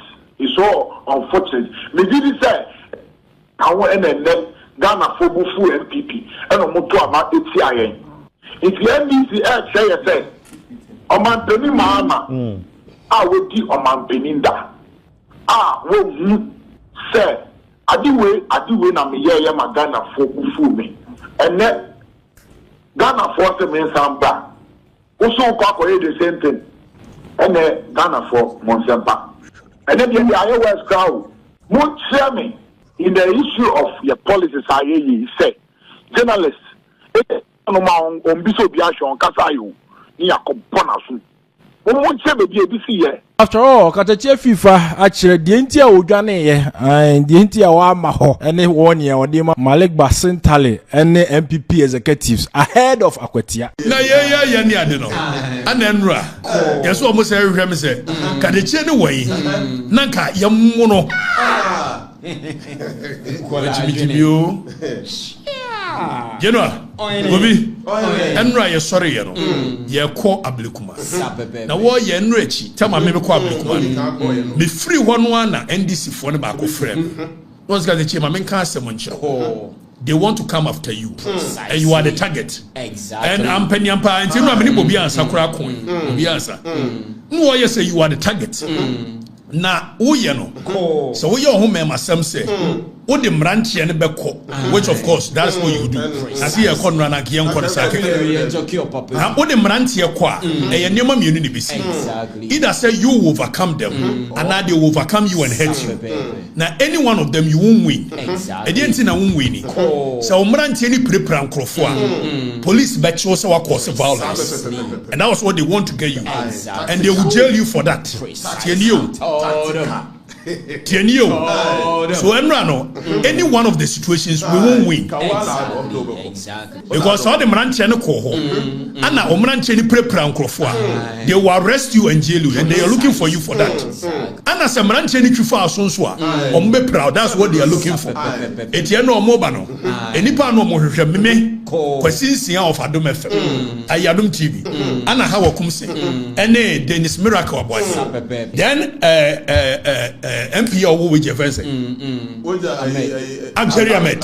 So these 5 people were their target. Jerry Ahmed, Hawa Kumsen, myself, Kosinsia, and your friend say, Miracle Sawat. So, me dream on any pana Kenya so much because any one of them you've not won. So I decided now why you mama mi bra why you ni ade na mama ke mu makola fo mai oni akwenya akonso chinchina ni o mama nko ba bia na say ho hia. So I didn't go there yesterday. No. Not because we are afraid of it. Never. But any one of them won't win. Exactly. Of course. So they know what we are doing. And the effect it has on them. Precisely. So we won't give you the chance to incapacitate us because for the next 3.5 years, it's a long way to go. More fire. Not because we are afraid, but it made sense. After all, what's the point? And no mobile, no more ordinary person be out. Ordinary person be no more. Apart from a slap on a police in the ball, a journalist, and your ordinary person, your target. But the people they believe are tough within the MPP. The people they believe are warring them within the MPP. And then no mobile. Many of us in Tele say, and I know because we're going to go Dubai. But in Tele, going to go Dubai. And when you make 640, I mentioned what the flight number in the bachelor. Now, but in Tele, a young man. Oh, Bami home. Me know they will show be near Cotton Semis. Nama told me yedi. But in Tele, me can be actual. Yamene Shira when you're the grassroots of the party. So muti. Oh, a young man. So when you're Jimino, Jimino, fire. Power will change hands. Fire. And you will be so sorry. Political power bomb somewhere as if the whole world belongs to you. Sana me go for the you. MPP say ya omuye Jimmy Sam say ya ka obi am Jimmy say ya said about people are feeding your ego. 5,000 men, 3,000 men you see Jimmy, young guy, 31 or 7 years. When you have a long way to go in politics, you have more than 40 years to spend in politics. And within that 40 years, power best. And you must tell Jimmy or Jimmy, if power changes, you cannot live in this country. Exactly. So, Jimmy, him that. We are young guy, judge me. More fire. Say, I'm MPP for you. Youth of this nation, they think it's a political violence and an election violence. That's why I was so west. So NDC is changing the narrative. NDC is looking like as though political violence, you know, you see in a retaliation of Iowa so west. And your retaliation of Iowa so west. And you want Jimmy and the Jimmy. Tina made 2 basin telephone. Sebastian tell you are young. You'll be in politics for long. Precisely. And when you want to be in politics for long, is this the nonsense you want to do? Enra, who we are, Enra, no one can say one grounds. Odi in Kwasem the day before no instructing microphone boys, you know. So the boys in a day before. On one can say one grounds. Oh, we are not now. flight him and I mean okay say what Dubai what you know the Dubai to know and never sent tell it to me on flight tell no and of a VIP and will call na I remember flight or fire you know flight number me ma be come eti pasen tell the Emirates Airlines flight number EK 788 I call UAE Dubai o to 1819 that is 619 and ready or call straight and I'm not going to pasen tell one man conform ko Jimmy and on do ni kuro ni etika tijakr ono mo de krkk no ni awoko basin tale ko Dubai o Dubai me no kase o de ho kawura ana o to no o choro kwase sem social media say I basin tale I will be here will you be here no so no atena flight ma wo kokora waja moto phone wo na basin tale di moto na ye ayi wo mo win election ya basin tale to jeep alebo no basin tale ye winning election yeah yo enrichi ya basintale to jeep alebun wa customize basintale enrichi ya obeyesi wonu abusa ne se ni pay yesai etu onya sika free he basintale nya sika free on ya to jeep wa lebun basintale o madwini mu ohenti no mo hunu sika denti sika no kura from na ka ya public servant aw basintale ye beto abeya no yisu highlander dadem mokaya ene ya to abewi e wa to jeep wa lebun basintale aso ko kasisi agana fo nbeka so wagimi wonu wo bisa se wonya sika wo he na me hodi wo mo ayida no me twi me range over papa bia yes ade na wo twi range over wagimi waja 5k trick was a cock and hold maintain composure easy and so no the Dubai me no kase the Dubai when am yem me no kase cock and hold no cock and hold bi o ko Dubai enyumre ya o Dubai we je o want na moto soko eti mo wo basintale social media hono mo nko we wato jeep brand new jeep or the basintale abo achiri e say o sheda ba twitwi moto no a no aja akotwi basintale bazi wo de minimum ase o ba me hunu mi suro kapra one person akura mi suro na we omu fidi we go say one video as a political power and funny enough yenya win election we are na me ka 2016 say an NPP for the budget so say we win we say an rob budget so okokakra the people will mind you again and that's what political power is now after a year reality was set in the people will no longer fall for the gimmicks and basin tell you will be exposed the way you na some you could command the chain the American ye na nyansa in 2016 Samuel Oku was commanding the grounds more than you onu kwa wan fa Jimmy say and Samuel Oku commanding why nti basin tell you nyansa menu akuma anu hua nyansa wo Jimmy dodo ampo now Jimmy it will come back and bite you because they see as a political power sir you are one of the first people that the other party will target and you can't run they will make an example out of you and is that what you want young man fine guy potential heavy because of a personality you have the personality natural and when you've gotten the attention of the masses 5k men cock and hold why now they no be immune to cock and hold you know let me tell you near mienu tin any pana small kind they make sense to me also ko you won't win either say wo ko wa o mo be ya o twituo the ball bi and obi the two ball or the ball wo the ball bi e be chiwa to any one of them what have you done if not won and it made sense na me tenase more fire but you pay for it exactly afenra yakọ by election ewo ayi ablekuma you ready see the dey kind of bo police in our status at tone and it was a policeman who started the tone and he can share journalists na so policeman and you onim the omashishenti and me I had intel 3 days ago yenti me call grounds 2 days ago I had intel say almost you on fan the men on beba no omfa tuoma etuya ya na police ni re adenta police commander Logas was a Lagos was a wine. Anybody? Only they can shit journalist.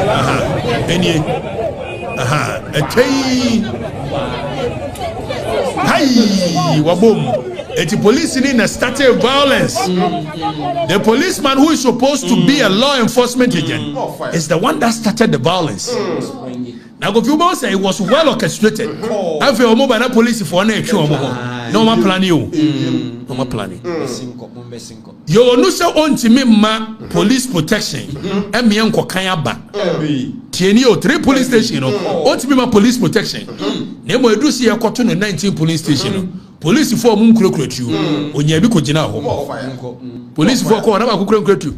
I could cry weapon. I could cry any safeguard or the garden. The way and I know Bo be asuno. Obi? Afe na ekoso. A young Kufour den. Yabu mo. Na yabu obi a wa so 2019. One of them say 2025 paper is here. We are in 2025. And well, you guys, it's funny. Precisely told them. Just as some of us, when power changes, no matter if you are following me because Ochina to me ba, we cannot be part of that. Just that we will not allow anybody to intimidate us. Exactly. You will not be the one to initiate these steps. For that one, I can assure you. Enra, how come see in baby? Oh mania ya now sha video no than your video no. So they had planned with names. Me how I come sing Dennis Miracle Kwasi Sia of Ayadum team in the Adum FM. Anna Jerry Ahmed. These are the 5 guys they were coming for. These 5 guys entering the number grounds. 81 of the videos Ubeho and this guy no Yamu Bia how I come sing Kwani Abono. More fire. More fire. So, I say, Yamu Obia, how come Sinkwa? Because the assignment was very clear. More fire. Basintali. I Basintali. Oh, Basintali now, maybe my platform, maybe in Nippon. And I also boys in them after me. Basintali. Some George and some me repeat it, no matter how long it takes. More fire. More fire. You have to be quite check assembly. Maybe I'm in the share you meeting. Or say a good general should never be caught on a battlefield. Precisely. They make a good general must have a good intel. Exactly. And whatever happens in your camp, I hear and I see before it happens. So you will never catch me on a battlefield, but your time shall surely come. Exactly. If you don't stop what you are doing, for whatever you do, I have an intel. But you will never catch me on a battlefield.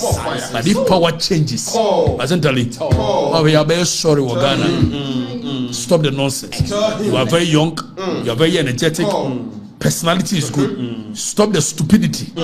You will pay for it one day. More fire. We are not weak people. And I heard Omadi how I come. Danny Bonham, we ready. Between them.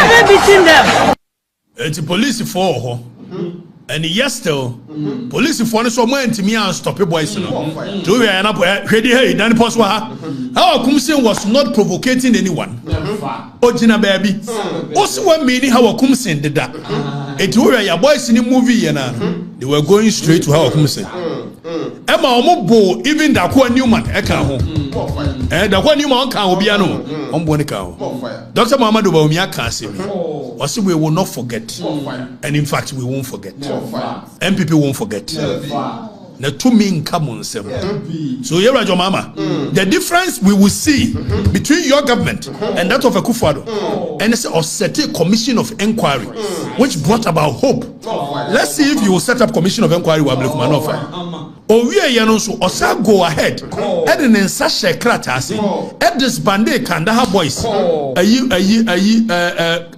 Delta Force one force or this money and the MPP boys in the board or this Monday or more. Yeah, also will go after the same way. If the NPP was ahead of you guys when it comes to boys, and I'm by your boys, can I jump on some more kind? What's your memo? You can't see be facing, so be facing. And not just in Korea, no boys are big goof a party quotation. Now Korea stop him say Debbie. We shouldn't go that route. Now Korea, I'm telling you. We cannot sit down for them to come in. Total alienation, total succumbing. We cannot succumb to them. Akwatia will be a deciding factor. And they will come to Akwatia. All they are trying to do is to beat you to total succumbing. Total surrender. Just so your people will know that we've taken over the country. And it's about the optics. We should not allow. Said the Munya Intel say. And you know, you had Intel from Baba Bijimi. I'm sure most of Peking Intel. Say yes, you have boy and you'll be unfunny the enemy. Near in wage and wage in a house. Near to where we never so much the bad dear. We should be ready. We cannot succumb to them in Akwatia. We can never succumb to them in Akwatia. We should never and can never succumb to them in Akwatia. No. Somebody must have to have your Akwatia. Muama. But so much for your in Akwatia. A free menu could be a show. Becan and a B. Never can the last person. When you number can headquarters. I'm telling you. When you member. Korea. Chassis got the boys in the back. Moon first can come on. Or move off from Rejuvenize the boys. We have them. We have them. Agotia, was young said your mama, he's not doing anything. I've a young time, my boys in the sim who we now omu go pick up a cheek. No more yet.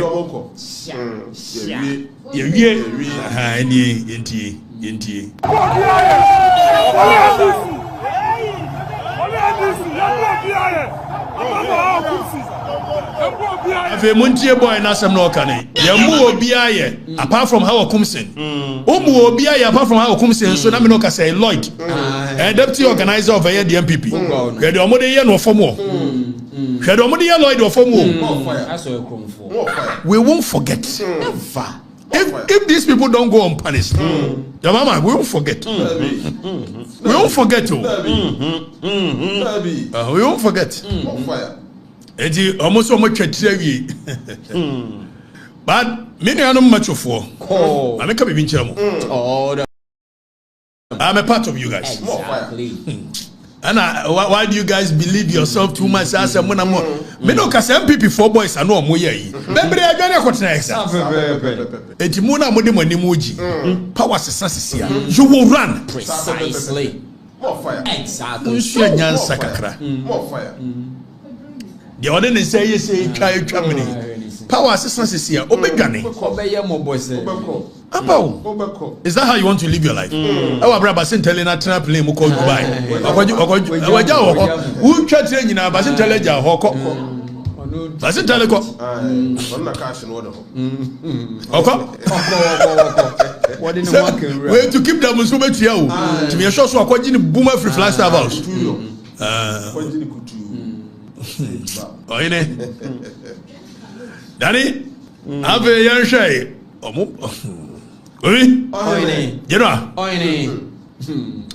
Let the Jomama administration take a decisive leadership action, decisive action against what happened. I know they won't do it, but let me call on them. Let me give them the benefit of the doubt.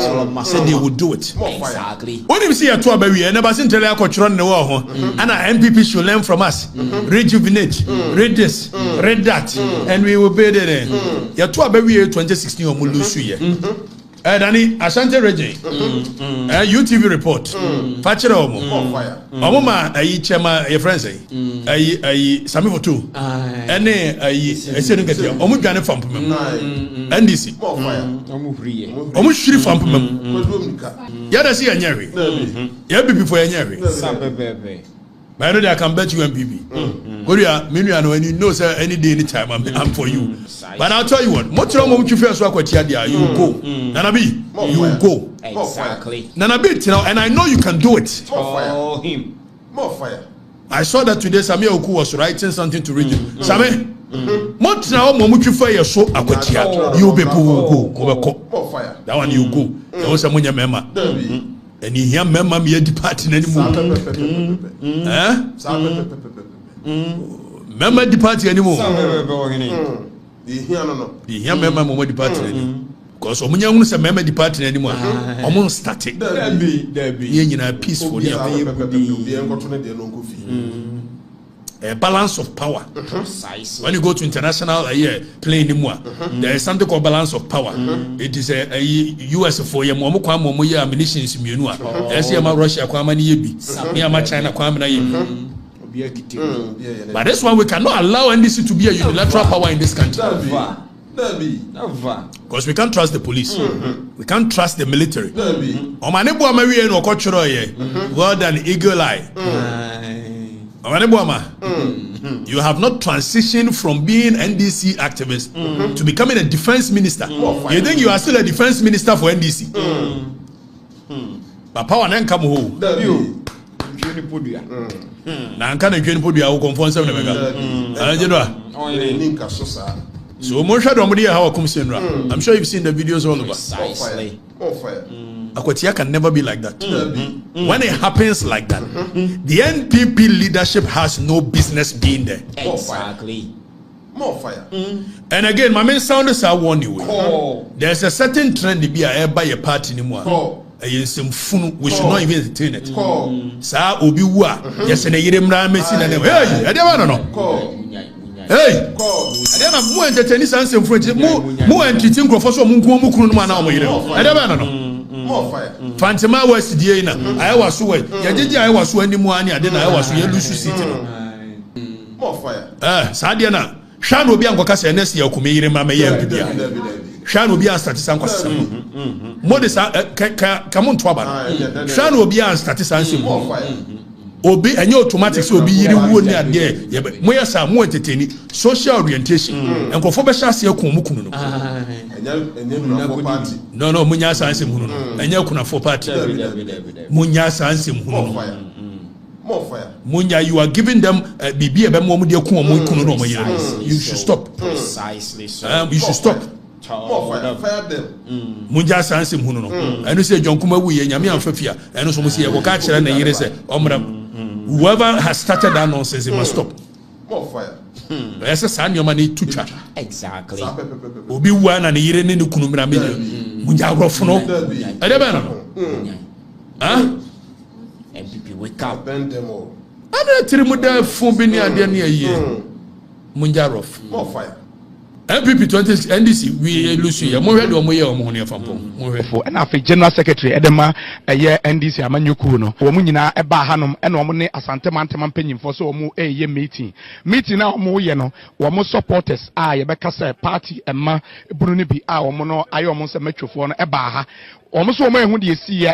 Ntokwa ba omuntem ene omotwetwe tua omo atutua nipa mienu aboba eka omo dendenden a baako de emprempra ye kase de baako kura ato asesi an party fo mpanyimfo omo ho nyina obia edwane efri hanom a police for efri regional police commander omo ababe piemu ewo hanom a omo ehwese kwan be na efa so ai ma sa asem we etimi eba ya sesi ameka se meeting omo ye nyina ayekwa Yamobi Akwaba at the bar a year regional office at the National Democratic Congress NDC Amanyokuno and Bazindale the Amuya and Rano we Minoka say okay Danny Diana Obono Sadi or mobile war Fabra Namosha Hawa the police was aware okay where another violence is here with NDC Yenti Nani. The police are arriving.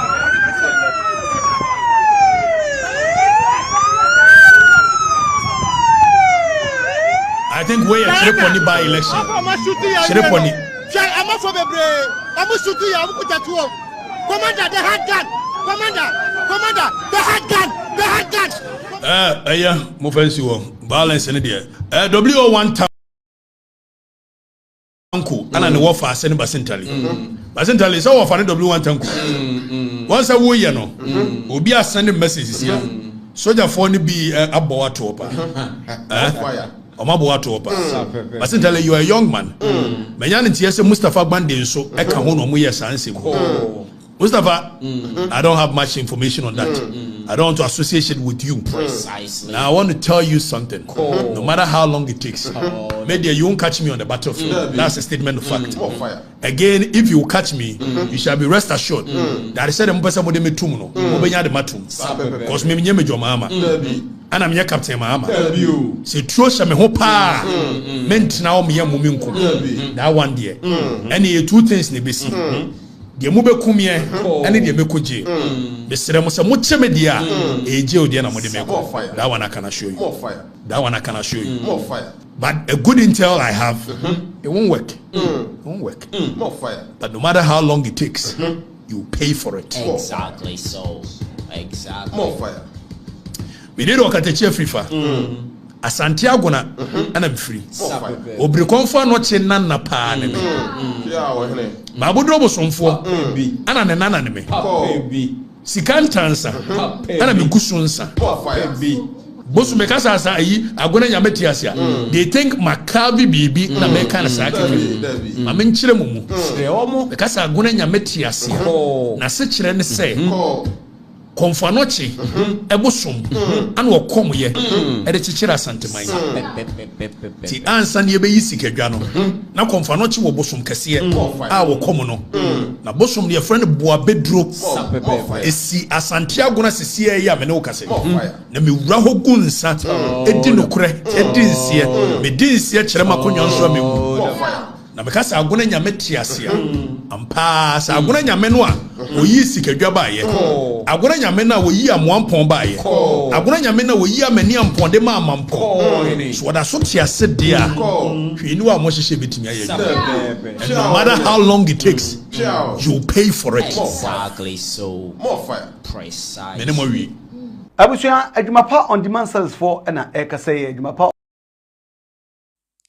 Ogantachi Kwame Afrifa, CEO for the Records TV. Ono an say host. No also oto nkra we e de ama NPP for mpanyimfo say. Odo Nyankopon kabonsam atiko. E ka na chi a wonhu da. Sa samusa atena se ye hwe ha ma NDC for kotwifo mo so wa akwati a. Ose anya munye ready set from head to last konko bi e fa ne back. No wa pack ne niam de free NPP no. Ose we don't need weak leadership. Osi edrubro timu se leadership na ye weak. Na nye sa leadership we and osi editia NDC. Osi sa leadership we ye ni NDC for emfa enko ye friends akansi.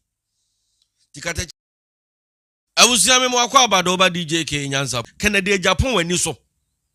Nenka wo matimi abeye sa ade we wa blekuma afom ho adi. Osi da bi. Osi Kennedy Agyapong wani so sa ade we nke ntimi nsi. Nanso yesi nipa beye bi no ameye ni nyina wose say na honorable Kennedy Agyapong wo tue sika wode na ho oden wo sacrifice edema enkofo edema MPP party no said ye be ya intimidate omo eduru abato a not knowing say na more listed the 10 cents of Kennedy Akompreku Agyapong presidential race ebeda ho e wo MPP eno na more listed odi matem obopa mi yebon nkofo obopa mi yikum nkofo ni ade no wose ye na emusu mo fra Kennedy Agyapong so me den wose da bi honorable okọ good grounds ho a obesere no o chese nye da bi a na odi ni tibekọ akwaji akyerema na matena se mu fiem na mu adidi natem wose mo ya akubu no ye friend is saying mo Angel Gabriel no mo nkankere no na wono no mum enkodi se adwuma no Yentie zunzum Mafia. Say ene mawuri NPP party agwagodru. Fa sabo plus sign no full account I mean get oba no achore. Ene how akum sen o say ne yebu. Yebu a woda for my 80 hours. How akum sen? Huh? Last 2 years. How did Kennedy Henry upon them? All because of say Kennedy EBP president. Also be amajo. Then times na Kennedy Akompreku Agyapong edi sika. E funded data force. Says I maybe say no more swap party no ban no. Na mu nyina moto number 1 city no mo kapre nim. Na Kennedy Akompreku Agyapong esika. E na near the shed data force for. E so do say Kennedy ba be put me ni bi adidie. Na wo ha okum se. Wo di na tem. O ke ka de nim tra ha. O ka de nim e tri wa Kennedy Akompreku Agyapong. O say ne yebo. O so nya jefo. O nya jefo. Na one ba bejo. obi ba yeke camp no be ma bia no obi anu okudu second no ene first na kan you credit compreko Agyapong ebebem aba be jew oba be defend but saa nyama no we no defend the party ni nyina 2023 molesting the 10 cents of Canadian in Agyapong am guys ye jimi is it we be bebu you be jam ya bu cause bema na wo party ni do the dia opie or G party ni jina hono mo so ni pa bonini oye evil oye devil the mo so oye humble oye sober oye Angel Gabriel Angel Michael Angel Yakubu no omla mejew o se ne yebu am guys o tine ma na atu am guys MPP party no e fiti ya ne be say na mu nyina be nya MPD ye e enkofo ne do musika ye party no enkofo ne do mu moja o ma ho den e ye party no na mu nyama be nya esomfa so next time mu opinion be gine bag na wo hawa wo di Kennedy atam because of say Kennedy be president dedi because of say Kennedy ese wo be president dedi na de wo potom ne afenum o ti so di bom do ba party no since 1990 di odi president enye but do ba mu 2007 2008 so what you say Joba party since 1990 no ono ne dey so di president ni bia enye but Joba mu 2008 2007 dey so no do omla me di president John no ba kwala membership card no ni bia man waiver any man na do dey near run mate so no nemla me di president no mo do mu still run MPP na sa do MPP nko do mesi MPP nko na bit mesi o sa ko se ne yebo unya jefo ne kene kane na nka you ready kene you Canada compreko Japan e be pie ho no be ye ne me masam so nko be kasa so obebu bom se jata no ene euro so mu bom bi mo e din orhemo wo e din ordinary o se ne yebo ne ka how come se e de ne se ketima bu oba be si e de ne se ketima bu o se no mema na anu mo na mema na wa adwom so mu obi ba je ke campa o mo bo ho be o mo don no ene o mo ye mema o mo la meje way they should step in bema na bema MPP mu nya bema e ba ko pe want to see your ship MPP from head to toe. You are Canadian compreko Japan. You are MPP ni ho. Na we na house me kan am the sobona ko my old boy. You are another na Kufour. On na ma we nyina ba cause no onim papa pa. Kufour do nim papa pa no we attention twan. E dey Bawumia be hye ni pakon. Ane ye ne. Ene so party na tete pansam no. Na we delegate am si tu hofo we delegate. Ko to ba ni fatia bi ba je ke to ba ni tia no. Ye je party na si ho. Ne ka who bondok say yeah people for na man for buye and how come so say yabo ye be bo so come pen kore maton kore na mo da ko tontro we delegate to for to oba ne fati obi ba jk to oba ne for my Recolating compreko Japan on je party ni si ho and then omo didi party ni mu party leadership no matter ne ma and maybe the Google and maybe the executives in Google and omo NDC for twi form so nya bem with my party na siwa abro ne be yeni nipa bonesem selfishness greediness nti mo se change na twan na mo boa kra na abrantie wie na me ye madwen se mekọ na makọhwehwedi nti a all kasa and reason anything enu nti me ye research kakra saa time bedwam wa bra na abrantie a oman hene kwabena sante wote adwamu ana eye honorable Kennedy Agyapong no okupi mo ho abusua say the abrantie ne kan nyina ye no kre Kennedy Agyapong MPP ba power as that time intimidation bi na ekoso between omo and Delta Force for one intem no okotena on live television ekoka say wa wunni ma do nsa beka Delta Force ni bi no because omo na bua ma omo nya atumi no to say ne die nti ene ya benya atumi na motata boys no saa time a osena ye pre to me 2016 no na NDC for eboyen no na mo maame no mo he na mo girlfriends wo he mo papa no mo he boys we ya na ye de omo gi to me enti ada ne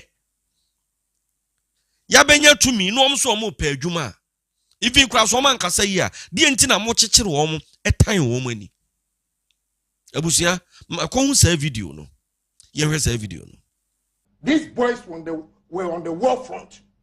What do you mean? Now, up till now, as I speak, national security has not been able to change NDC for now. Good temper portal. He did some form. Now, would your MPP Nico Ebidia? Was well. Meanwhile, come and burn some more to shoot one or two. What's where then? What you think? A mirror MPP, a co-opposition. Now, ya Burio Wagana, me and charge me trees. Ya Koshi Eslani Abu. I want a station. NDC for me, woman a dear him, and ya bunko. I swear to God, will revenge. I'm telling you. Now, police information, Emra ya bu your gun na police for. Woman pa, woman try any Delta force me. You see what will happen. Yanyan kwasi fool. They catch your honorable Kandapa on TNE. On me call Kumasi Royal Park Hotel in 2008. And when he was a defense minister, he told me that national security cannot, security has broken down. Kufour, these same boys, betray 1 billion that time. 100 Ghana cedis, 1 million cedis for them to protect our ballot boxes. What are you talking about? And now my power, I dare everybody in this country to try any of these boys. And you will see, I will personally lead demonstration against MPP4. Because I went there and promised them that we will buy near Suaba power, who pay money behind. And this is from Saurawa for Mugu to my port one. Anyone that says you, one more Delta Force, one more invisible forces. I don't know, dear, and no clue we are seeing a more person coming. And now, you should be ashamed of yourself even to make a statement like that. With all the things you did, against the Mameno. And now, who are next? Even to talk. All right. They catch young people for, I swear to God, I put my life on the line. So, for some, all the things President Kufour did in 2001 to 2008, now, for some, we went to opposition. Or be up one try.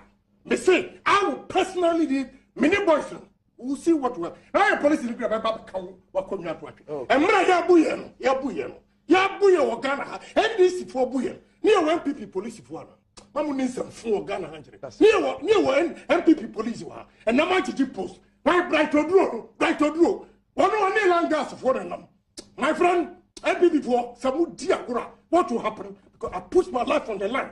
And between fat plane, Echo Kumasi, my fat plane, Echo Takradi. Just to mobilize these boys to protect the boxes. Nana Kufour, he just didn't win easily. We fought. It is a moment this is for a penalty. On the 12th of January, I'm going to meeting. Gold House. So you guys should penetrate NPP forum and make sure. And now what they said we are going to go. Assembly and NPP forum. I know everything. Said we are going to go. Yes. Masa. Look. Me say, Madam will be our country. Let them try any Delta Force. Omo say from MPP for omo suen yansa. Omo trace Caribbean. And ya buya no and go no omo din some fun and me di NDC for chi. Abusia me gidi sa wan kasa wahu. Kennedy akompre kwa Agyapong way back and I chese no defend the Delta Force for no. Say ade amode ye wo mo no ye do omo agi tumi en say ye tete wo mo. Enye sa boys ne kwa mo be kai wo mo. Ose ne da hone no. Na abrantie zunzum mafia say samate samohunu enipa no a na odi ni sika ye sa ade we nyina no enei yakopre to me ye say the 10 cents of Kennedy akompre kwa Agyapong Kennedy boni oye na namode kai no enu nti chese enu na namode campaign ti ano nti ene how akumsin diable kuma not also honorable Kodru chese ne single so no ne NDC for naija ni nuanom ne wo mo sere saa won koye won kodi atem enkoka bibi na duru internal election ma side dia babeti ano omu nyina se nia ekoipa di yo mo fa bibi anche ni enye wa ni ye wa na we can always defend ourselves for the say to make sure say there is peace and there's fairness in every election, you know. The omodi ya nyina the NPP and name e power mucho. So we share in the years here. Yem fa bibian kunche. Na me ne mo wan say oko internal election uhu mema wo party. But the external election uhu mema. Ni e KMC e boy. Me am pa me ba so mema me se meba. The BCBS. You know, I mean, I smile at everybody. Maybe she and this in Muna necessary. We 19 police station. I'm no good. In fact, one seat, one chair. I didn't move baby. I hope some budget. I quit your crown work. But you know, that's not the end of life. Met that. MPP for Omunyina better queer free age. They've done well. Maybe a mistake in a back, and it's a party, no, as a whole, could take decisions or more boycott. But as a high DJ Kenyan Support TV, making sure so subscribe to channel no press the notification button for more updates. Macrow, bye bye.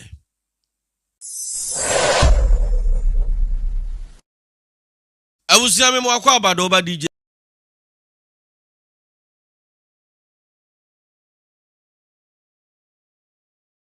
When the Biami come say post, the real post happens on the day of elections. Yeah. But post no a projection. Yeah. We make Sianko for coming and mudi nkomo. And we are now be saying for the level of degree of confidence be 95%. Yeah. Error of margin 5% in this anoma.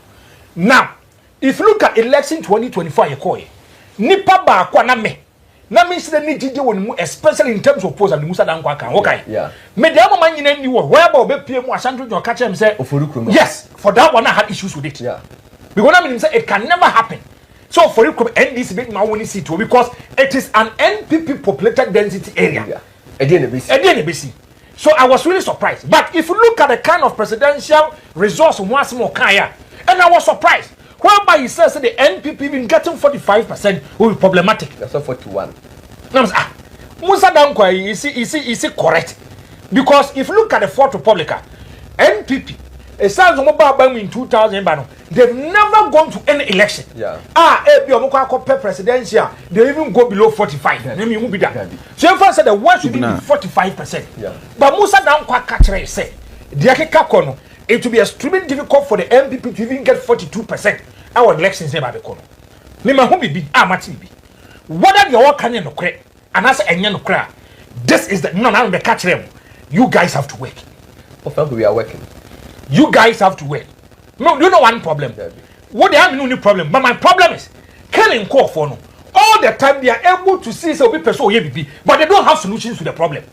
Just one make all the time. Hey, and I'm share a meeting. You know, I'm say it is not the time for ranting.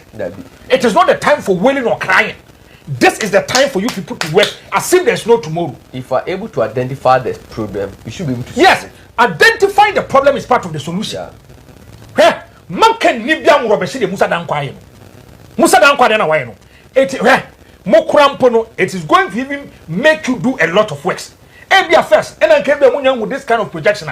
Come on, you may say the Acadia compare Agyapong, it's leading. Ebia, when I'm for the me say, die a better one who said the part of one as one for yeah, Franco, the Okametias here. Now, the old answer say, yeah, pools, the honorable Ken, or by your dashes here. Now, Musa Dankwano, Franco, or Babe, and Nasa Ketwa, I won't mind him. And Nasa Ketwa, yes.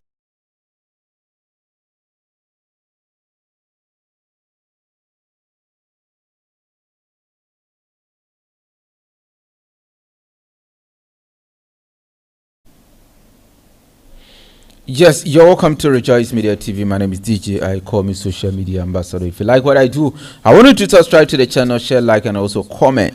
Today, we have a very good news and a very good message for you. So if you're watching the YouTube for the first time, please subscribe to the channel. Subscribe to the channel. And I'll be putting the numbers on the screen very soon. So if you want to join us, you are free to join us. You are free to comment. You are free to share your mind. In fact, you are free to say anything you want to say. And this is Rejoice Media TV. You can only get this here and nowhere again. We are starting in the name of the Father, the Son, and the Holy Spirit. Kabi is so great. Nyankopon ne hene one ne okese one mai nyansa ntimi se Nyankopon se o man adwen ni nyansa ide be kasa na ye nhyira te se Honorable Kennedy Akompro Agyapong se ne be ye okasa o be bi obekasa bia na ho kire wo ho a na ho tete ni because ho kire ni nipa enemy nipa ebetimi afight enemy a obi o ne ye sori anopa anaju ya wo se ne kon ye enemy eye ohia nya bronsam wani eye ohia na ebetimi am akobo nsam jam ohia na be ma ohia ni nsam aka ne obi o wadwen papa aka ne tirim ohia ena ma wu hu ni papa ohia na ma nipa kokko seresrade ohia na ma nipa ya akoa ohia na ma nipa bati kese pa no didi afianga chi o se friend body guide no guide no otimi kasa kire ni anyhow ohia na ma osikani batimi wuro ne mpaboa gu ho na akwabrane gina so pa no apepa ho na odi ahye no na odi hye no na anhye no yi a wodi ne sapa na pampam sip panyan wo wan fa me mpaboa na anhye me yi eye ohia ene ye nipa tamfo ohia na ti nipa ntam firi Nyankopɔn nkyɛn na ohia ba nipa so na so obenye sika afew na adwe nyina ohia ni control no sika ni control no ba se obi sika edi na nyini na wanyina bedunu pempeso bi sika control sika like somebody like Cheddar Nana Kwambedi Ako ana Kennedy Akompreko Agyapong elinti obese wonya sika baby a wo bia type Kennedy Akompreko Agyapong I receive your blessing Kennedy I receive your blessing twere to na hwe se Nyankopɔn hyirawa aha ni o mu no oboni din kura otimi nya sika ene ya me boni din mi ni se me wi kura manya sika Kennedy Akompreko Agyapong me boni din be ma ba sindom pemba no me boni din me wi ne manya sika hush ene no mene manfo bebrebe ya interview na nipa ba ko a Jennifer thank you very much nipa ba ko bia mene ni be ya interview ewo Accra na bibi intimidate location be ebesie kakra wo hwe me Facebook YouTube baby a share link na Bawumia numbers no 0240778682 and your normal call WhatsApp no 0542914775 offer no be di nkomo na wa ba join na obetimi so send request ye de obeye den e be kan ye ne be kwa kodi nkomo na yetie enuma bi a NPP fo bi mu fa mu ansa na NPP be ye NPP ansa na NPP be di power na sa ankrofo no mo breye no ye se obi nkonko do osono afom no nkodidi wo ade efie na we de amanfo kodo osono afom no mkodidi nkyire efie na mbe show respect amachiniye mame nko na menene nkodi nkomo na meni se nkomo won kwa wiye no na wo watibi na mesoma tibi wo ya babunu na afi na oba MPP mu a na wo de atu hofo na wo de atu hofo no wo se o maame no papa mo bre na ya amfa ne trasa na nkrofo bi na ebe abedim e na omu diska enu ntu no mu hu bre ye den ewom oh thank you very much for liking nkrofo bi na ebe abedi party no mu no mo ye den omu didi a omu nidi nkra na nka bi ntofom na nkraman nsesa mfa we de etofom a mo se ye di koma ye mpreko no ma sesa nkraman no mo bo mo ho ba no mu nya bi kura no ma ye den omodi papa ya me kana asemi o ya MPP ni ma papa abre bi etwa mo no na omunye gina mo ma MPP na ebeduru mre bi na voter region a hopes ya do ye kokoye ho adwuma na ye yi hopes ya do ye free MPP mo no hello yes sir me ba cho can we go yeah all right any day me ma akwa baba Rejoice Media TV so yo good afternoon na anyimre bibia bokọ de yewadum yetin kasa ye be batch yewadum ye bibia bokọ me ya bibia no ye fanisha dan send me pa tema che na he ma che me obebumia ma me batema wate next month next month me want to me we bia ma be ditema be 1 month kra anti live in ye gumsa ba bia be chin afa tetama for ya fu pa meba ya fu ene jo pambo ye no so ya fu mutumba mate ani die MPP ehun ne ekoso eye nanu ya by election semi make say semi or quarter by election because we 19 police station pe yeah na the way almost bo how akum si dey hwiri wona you know chese na ye nsem bebre among for social media especially MPP vigilantism groups MPP youth wings mekuru omo ho odi omo sori gina mu MPP mrebi no omo kasa me ba cho yinya ne ntie se wo ankasa no we are victim to all these things me ba cho nka betimi ama story no wa summarize na kakra ma se na be ya babunu bi tie no wa hu ni enti a so omo di Kennedy Akompreko Agyapong ediba yo bege se mdasu nse everything no e kobia e ko ketie pa e na edom na everything no yedi yeze eni yakra eni yakuni na ashe ending okay ye mu die ase everything no yedi na ko se NPP what you see nti emu bi de akode ene yakoma to ma party no okay office social media no so a boys ni bi na o mukasa no ebu so ya obi a maybe o maje ya me give you example say a baby edie the water region chendri ko ye maybe emu bu kran for eden amba emu me ba cho nyamote sense su bi mo se ebre bi mo ko voter region yeah you ko water region chendri ko bi so water region yeah ben yasem na wo kan o ze NPP do one time to Kufour time na easy. It's not easy to penetrate the water region. Don't see it wasn't easy at all to penetrate the water region. Enti no opinion like a baby. The friend who shot down. Okay. Not sponsor me a water region. Na mo ko na mo nipa sen. Oh, na nipa 12. Nipa 12, okay. Yeah. Na mbese body nti woman be no is legal. That commission o kwa car ni ho. O fa car nti on my bicycles you see pantulo so na e dey train you no na e kokoro so. Okay. The kwa bicycle ya e dey we my dey on home. But emunu no mo say MPP before. Nti then MC no nye first onye MC but no ye position MC. Okay. No to china. Ono no boy can say fitu mo a e dia sabantu. Nti emu bi e gane. E mo mo de ko si isu ni okay. Na mo de ko si ho no. Na omo mo chi ba manage. Em say nyame chomosa fo. Me ba chi nyabotro. Abra mo de bicycle ni kogugu kodo no mo twa nso ko nso na ja mo koye campaign no. And obi ma mo tip of na obo amadi mu bi kokosi nso na ja anase sen.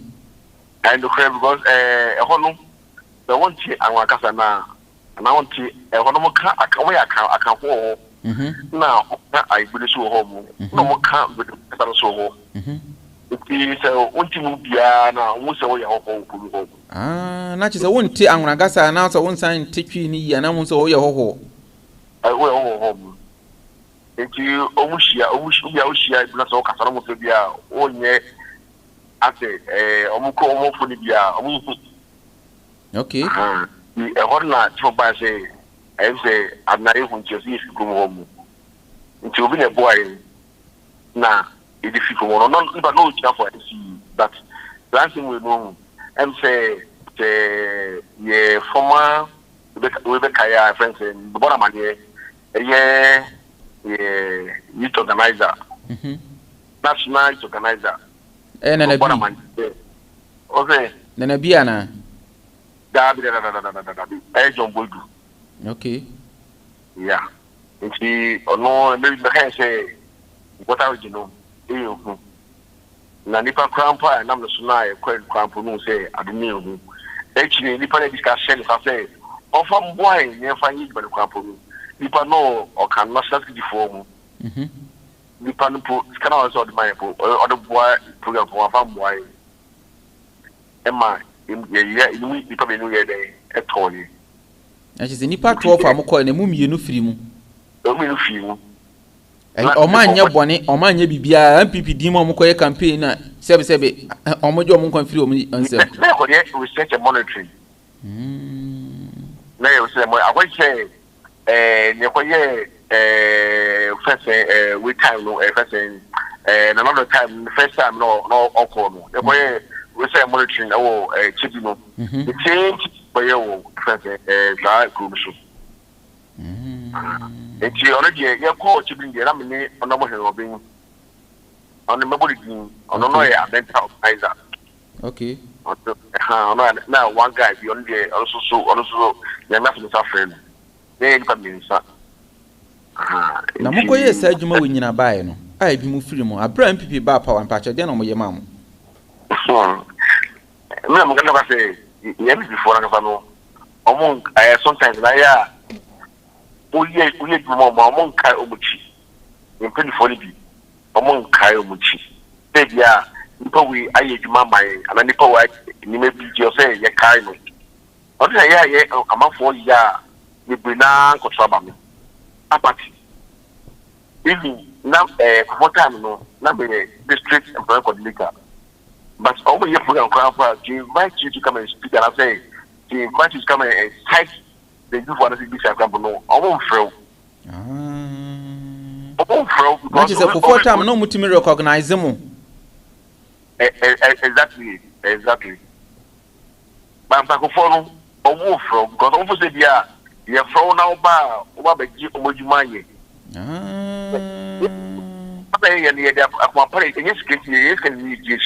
okay party no can call the department and but I'm saying no I'm for the ska any reaction omu na just obia pay ye die na dia for mun kom ha any party nti that's it nti amani share no ya hwechi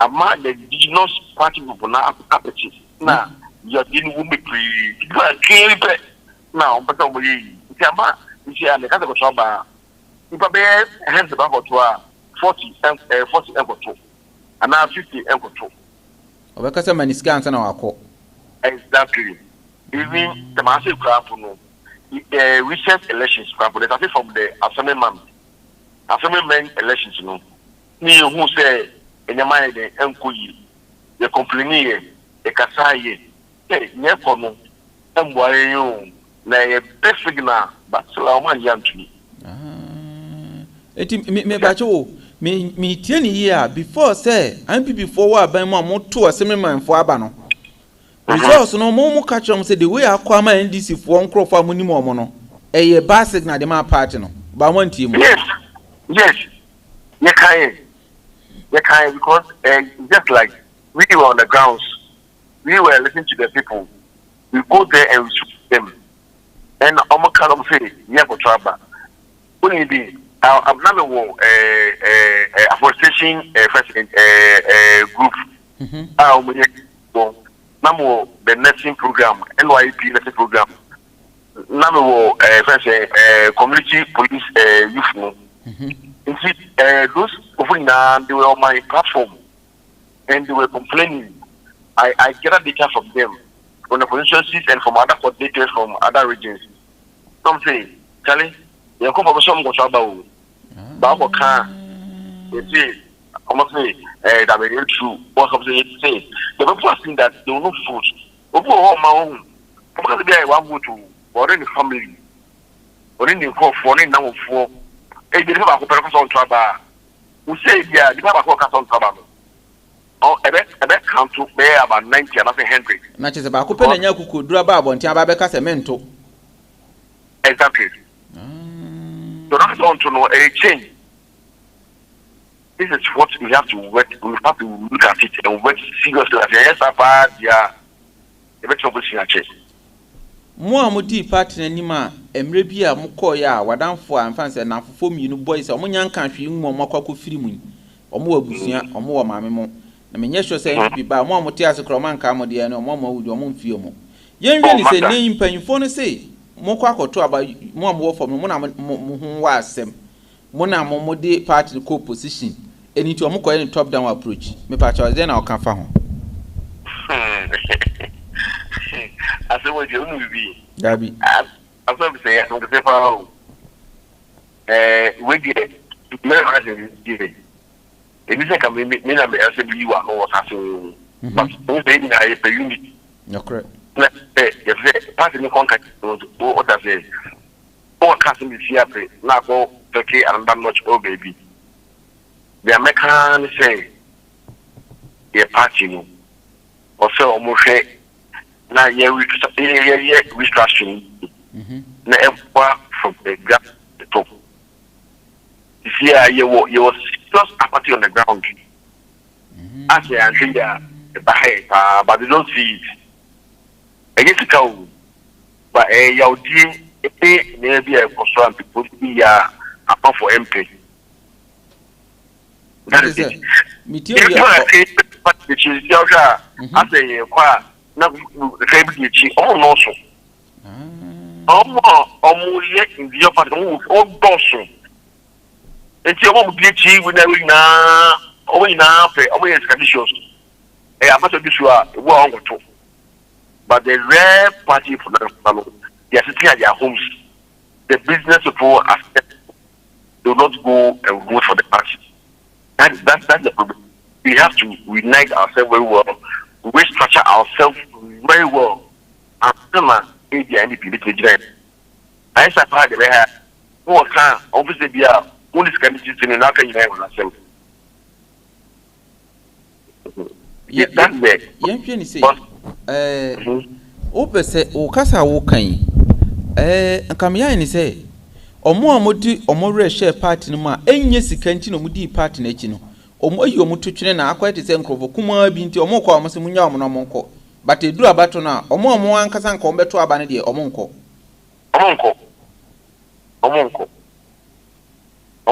na si akwete sika edi party ni ye kwacho ekoyi for the candidate na ye to free na ye to phones na ye triska na one over be at 5,000 and 10,000 now we have man be 5,000 we have man 4,000 now this is the area no ka chi obi ofo say ono ngugo dey we no kwatwa ba ngosala no kwatwa ba zongo no correct onko inti ska da gienin from national level up to region, up to constituencies. That's it. Let's see, about 4 of us to know because of what's about no. Okay. And also so far, then I think and coming to share interventions are NPP implementing part, yeah. And then I need really one of the NPP because from my health insurance, whatever, in 9 NPP interventions and that's it. Okay. But yeah, party many communicated many to will more day, almost mean Kasayi and more party no, and I'm pretty phone was wrong now with the decisions. Let's get a do when you know yeah, elections now, you just get a same man, we know which over, we know which over, or not that day, yeah, but to be able to discuss. See, I'm going to talk about it on the problem. Yansha Dr. Mahmoud Bawumia, on a Kennedy Akomproko Agyapong. A farm for some per Kennedy. Even NDC for Crumpo Bimuka. A sort for some per Bawumia, me pato, Saha apati we nis answer muye kosi. Bawumia Kennedy. Before so be is a question, Dr. Mahmoud Bawumia ni early concession or consider and our G2 say NPP lose a brana easy. Enyam for one member say one region Crumpo Abanya me 2 Jano. MPP Mahmoud Lusu MPC ni bi ana ha mo. You the American we ewo video so. Me pa chopi African the fact within my purview. One, Dr. Bawumia on a politician. What's it? Dr. Bawumia on a politician. Bawumia on a politician. Kufour. Na nado Kufour on nearby on yet politician will see politics from the grassroots to the top. What's that here? Bawumia on a politician. Okay. Yes. On our economist. On yet politician for the ground. Yeah, okay. Obia politician pa.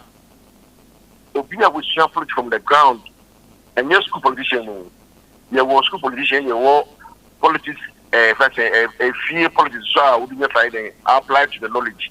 Now, the count now, and a kind of common sense, no? Exactly. Yeah. Can it be a politics and then they can't say, can it be best candidate?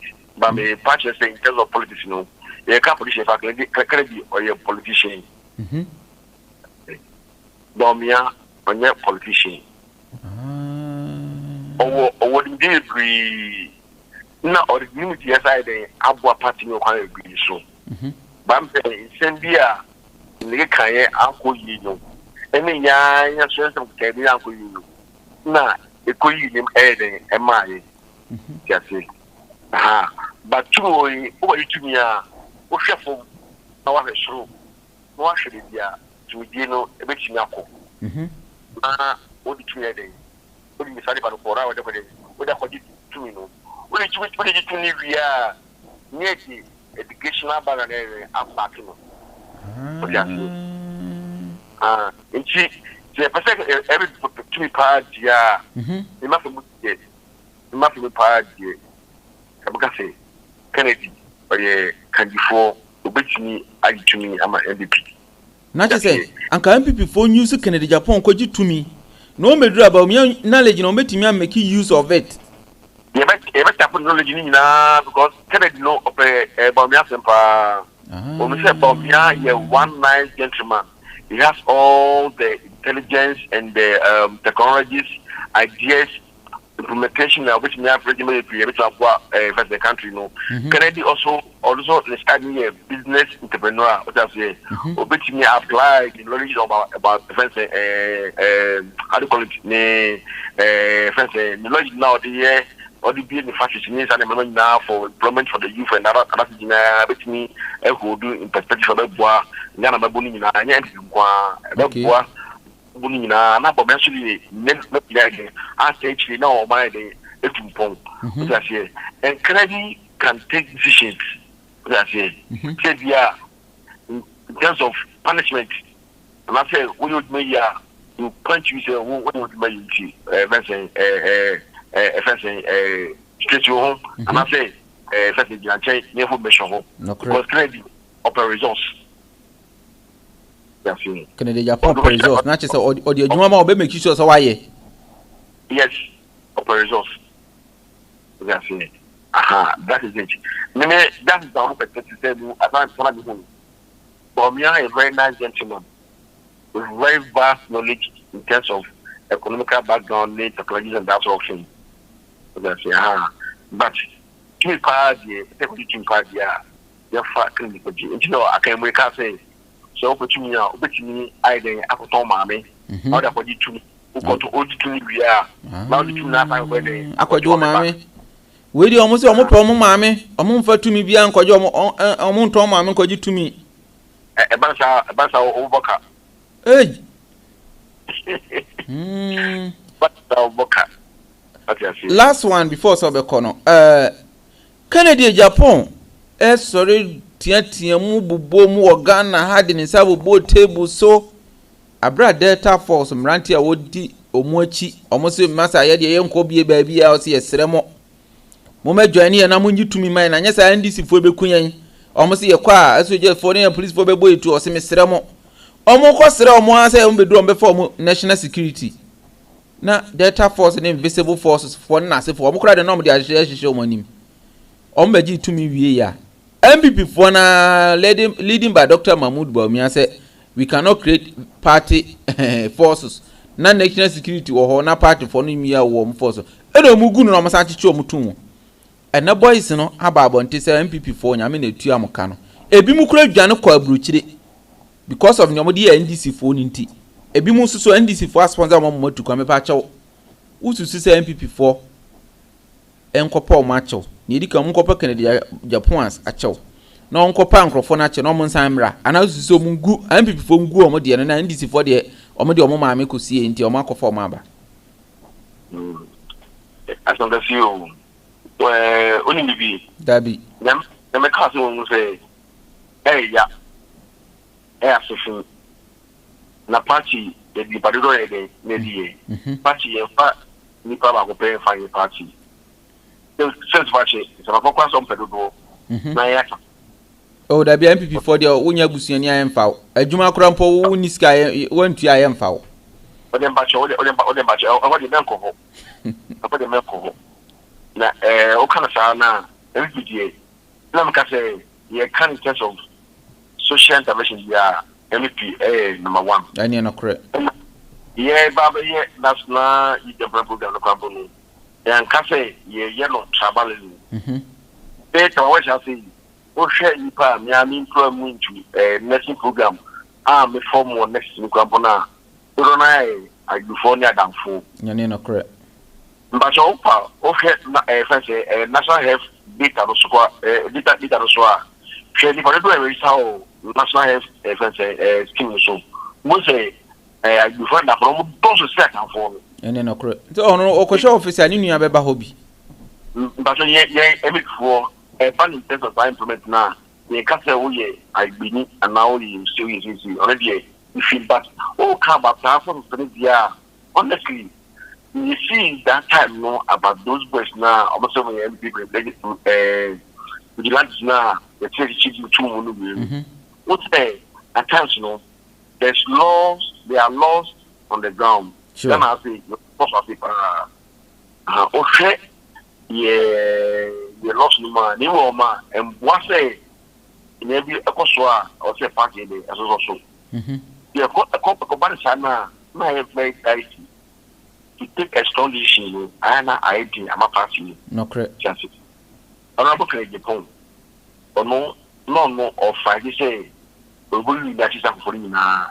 ni ahwe na you why be say be amudomu to the party and I say you amudomu to the system I don't want to gonna for no correct and now in the other version also no first say also Bawumia no be say first your boys need to do correct we should do out social media boys need to videos say na dey we na this thing we should na but yeah so we go party na lika party there e be dey too anya ndisi kura na chi omutum MPP san na chi omutum yeah I'm just because I come from the story actual India or Kabeho. But your dog name I war a party. And yes, a party now to see. Then I counting tea. So be a Dutchie, your money and I'm wedding, a better Haiti, a better future Ghana, and a better future country. I have woman now. The same I say about health, okay? About health. And about is a bois amount of money in your opportunity in the day. You're joining and because of NBC almost side of almost better call it Pribia, I say, or commercial. That's it. But the point here, top up party or then hearing a company show, call it British.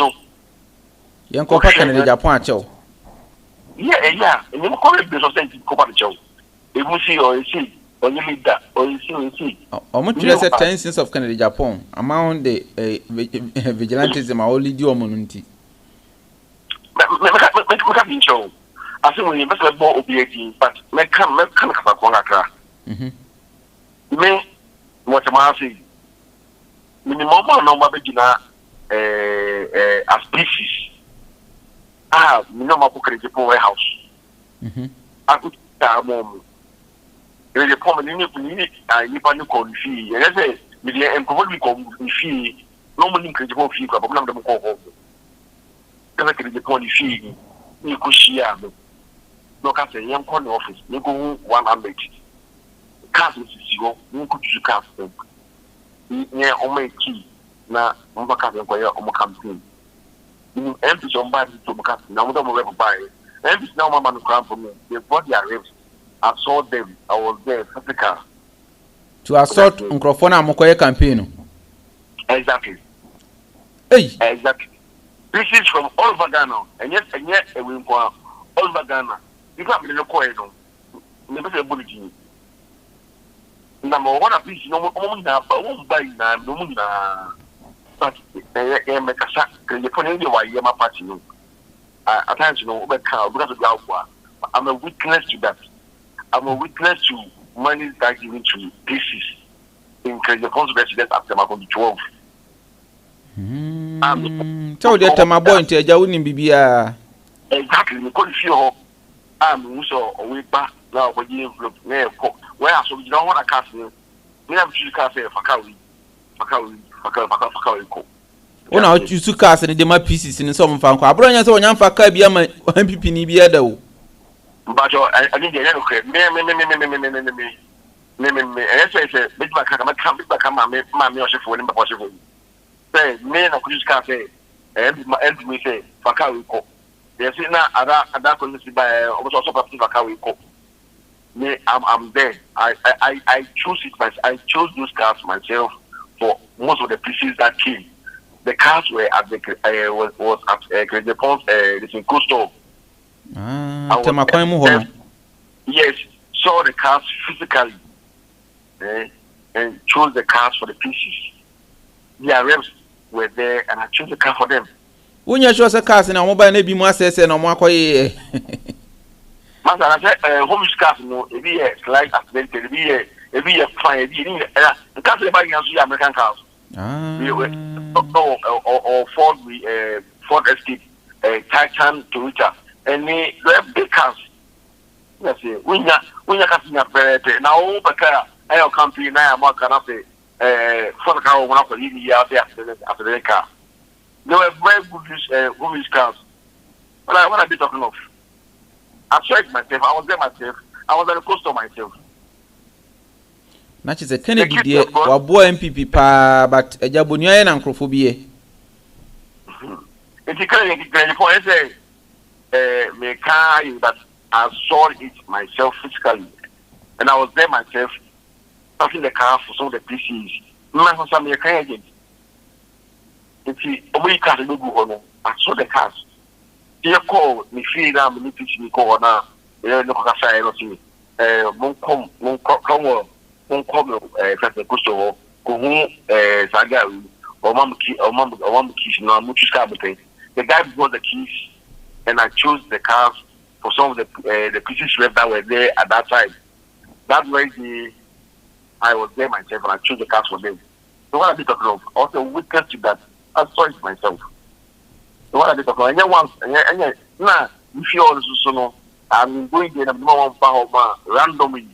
You coming for help, for money, whatever. So that anything about it, never casa. Now your body breaking, what I'm saying. The man has done it, and I saw it physically. I'm a witness to that. As a man, I'll catch MPP delegate. Abra Ekoi na Yenfa and community na Afro Frosom Brassing. The message in before now, they can see you can't be you. He said the opportunity to me a pen. The poor show. The Oman wonderful. No one care from 1992. Echo. You put Jama MVP. This time. You put Katama MVP. There's a fight check. You put that in New York City where the idea of the phone. No, correct. Kasa, you put the Kasa or Kasa the boy MVP. Or Kasa, any ma, and go say you will. Nipebia. And 2 years now, 2 years of mine. It's your woman to study for me. No put up about study for me. Never for to me, you apply knowledge to it. Okay, I feel. Yeah, I say, I want to Canada. Now, everybody is very beautiful. Now, this is now more. I could have carried next to you, but he said, you can vote anybody to become a leader of every party to for the future of this country. I don't gonna mind if you want to study for them. As long as I'm almost share any panel. No, be able to never study for them. I'm not talking about maybe never far in terms of infra. Never reaching never and count in Bugana mine. Never gonna mind you from automatically. All right, Mr. Cromo, that's so only a dean common. Eddie, the catcher and him, a chance to be a minion conya mefren. Say me batema na a jayasin akajanagum. Why? You match. Medas if I went shaking a phone. I mean, Yamishra won't so. And bye bye. Yes, Mr. Cromon and Nini Kasai, all the way from Tema, and then some no kind of a bonnet of fun at the actual Ghana for more Namoya Mass and more mobile in Yana. As some of Papa no can Wakasapa was say to me, as a hoarding as a wood scar. Oh, my mea ton on a quadgy. Nothing I may don't know you to me to say this and yet to me, ya. Fuck, na cocojo, my mea, in brave.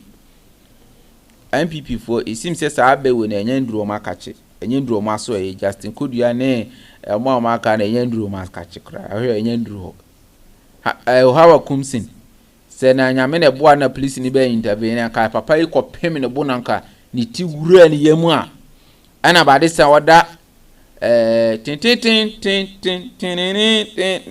anka bebi a obi anka dija ai kasa mini se ne sama beti anka obehu se ye oyoku oyeje anso onu se onu so de eduru kakra ntia odo so no ho odin ai enuti no na ye yesere ni se entokwa de we condemn it. The condemning ntokwa the condemn any form of violence, but then the NPP for Ira na munkonkohwe na munfa. You know the right thing. Timi gina radio so kase. Kennedy akompro kwa Agyapong beba. No do Ghana saying so do NPP nti. Odo Ghana edwin say opepe say Ghana nye yie no omma party for nwia Ghana for no this Ghana sika beye Ghana yie nti. Anye yanko opposition. Allah wallahi. The very day amoka ansemo na Ghana force say yeso ye waso yetie yehwe na ntise kane ni biem. Anye na se saade a mo de Bawumia bade a anye na mo pese mo be wia Ghana because ni akwakoda mu ni say omanfo no ho chi omanfo no di ya we na shetawale ye video say Ghana for kwakwaji bosia amonfa mebo oman Donald Trump utie na invite me na me meka ni Africa for be jibusu amode ye omudi besisi dan omudi omo girlfriends ne kwa bruchiri omudi ye ni omo pe na amanfo no kwan kro omo kwaji busu so omudi yi no omunyi na kwan na tutu na amanfo yare na amanfo wu doctor driver for kra na oponi ekume ubedu na usisi ye wo ya kai wunya nduru wunya mpake ye amena bi wo habo break ya obewu enti ni yan Saudi bebom gbangban na ko wani because ka kese e ba wo de mfa mbom na gina ho adaba for ye bere adaba for mko akra ni Kumasi nyame nhira mwate debia ka hwe ase wa Kumasi kwan so Kumasi akra kwan so Kumasi techman road empanfo ani tuanti se wuni mi omaye omfa ka bi omfa plane na se plane wo be fa onye wa busuan nyifo nyina na betimi afa plane enti edian na otwibia so be kwa yie eye ne yaye kwa wo double roader enkedi ne si kwan enti Ghana afidie di tweska mo de mo mfa me contract mo ma me Ghana nyina joma ma me srew Bank of Ghana muntimi nya mo ma DJ contract meme ne na kwa mbedi akobekwa akokasa so ommo me bosia na afidie mi ko to afidie di tweska emesi Ghana mi tweska wo de mo mfa mo si dan ba akoma me na so jespo me gina ho sika dodo mo pani mi twa me de bo mo bosia sika mo pe bia me DJ me bo mo bosia me ne na kwa mbedi akoye ka bo ye tweska no sika bia mo hia mo de sika no koye Kumasi to Accra road mu hia cities na etwa ye ntwa dollars ye etwa na de ama contractor no kasa wo hia ye de kra na de ye de ye de aba ye nyi kwan nyina ntum train na ye hia ye nyi ntum se kwasi broni si wo ma ye nkonu kurom ye twa ye sika ntia ombande yen na ye nsiesie ye kurom yie na ye na ha ye fa mo abeba ha ba behwe common sense wo ye ton na kwa mbedi akone kan yo cheda was it this common sense do we sell it America for na edi omu esuomo no sa na omo ye na nkrofo awiase amabande omo san mo twa sika gum dia ya yimo fire na omo san ya ene obie pekwan akwa America China sesia sa na China for so ye den ye o se Dukua I am free. Okay, Dukua, you're watching me live from I am free. Thank you very much for watching me live from I am free. I am free from Wokrom. You Wokrom. Yes. And you tell say, I are a whole seminar heading a cosso. Ghana ain't me yana. Ghana ain't me your mamma ni yana. Ghana ain't yes you ain't me your money ye. O man penny Mahama. A man for bread. A man for bro. A bit more to Kwaya Kwabruche Arab countries, bit is a Lebanon. And nay, saying, Korea, fraud is Egypt. Bosumi, obey Juma would need break. Obey Juma San Bosumi. What jabros you at $300, $400, near Jika see a pie $500. And a gun and if you are no could buy Korea Juma. Bosumi, your Jika see a pie $600, $500, and $2,000. Now, so because say, over what system no working to what me severe benyisika ebesi dan ɛwɔ Ghana. Ghana ni betimi aye adwuma saa 2 years, 3 years, 4 years, 5 years. Ne sika 10 million wonyanya bi nto na accounts mu. Wo di free na ekoto accounts be mu. Bank no kora da ho abosumi bi omoto be 6 cities, 10 cities, 20 cities. Ye tetew bank na 8 cities and 10 cities no. Okoma interest na okoma 0.002. Enu ye de to den eye invalid. En company for no enti en ha omo panyi bedi obi bedi man panyi a obey minister no to kwan Dubai e hono mko holidays amone omo girls eko no mo ba girls ye na fofo ni omo ye posting on TikTok ni social media ye hu enu ti ana maka chem se mo fam ani mba mti amaya no etika no mo ko vacation a video na ya mo nhwe omo wo de TikTok for se mo de munim YouTube for munim mo nhwe maya no omo mfa boys ni picture ma minister na ka che se mani fa na nim nya den emma omo ye video no omo ko aho emaya no omo ka kire yo ye girls na moji omo no ye hu ye nibi kanti na wo de se mo beji akọ jidi obegina mo tumi so be ye den ebe sisa enu nti afa de enough is enough ya ahemfo no ena medi omo ho yaw ahemfo mote ho nsase ye mo de no obi akoton asase ni nyina fa no de kakra bia bro nana nsa wo sika nsa be na wuntimi nto nana nti se gold ye yetu be ya accounts ma wan nana nti nka wuntimi mfa nye wukuro mu kwan he awurade nyankopon abai bi peso a wose gold a obeton nyina fa bre me na me kire se na meto gold se na eto koko nti ono no be gye ano akoton no nya mfa so no ne na aban afa say no man nya free yati gold board si gold bia beba bia mfa ho sami jamfi me ba cho ba ye nya sen be ya accounts kire ye mo pa ba dia mo ba ye nchen be gi aba mo wi ni wi a mo nya accounts ma ye mo wi ni wi a ye ni pa bone ma mo wi ni ye wi a ye atamfo so mo wi ni wi a ye no we don't exist, we can only see you at the funeral ground. And no krana panyi pa bi na ewu. We can only see you when you want to see us. Even when you come, there are police people, military guiding you, your bodyguards. They are coming. They omuna omani to say no more. Yeni why na wasem. Some bodyguards na ya mun kasanche am say yeni mu ni asem o. Ya na eto abama mo. Ye na eto abama mo.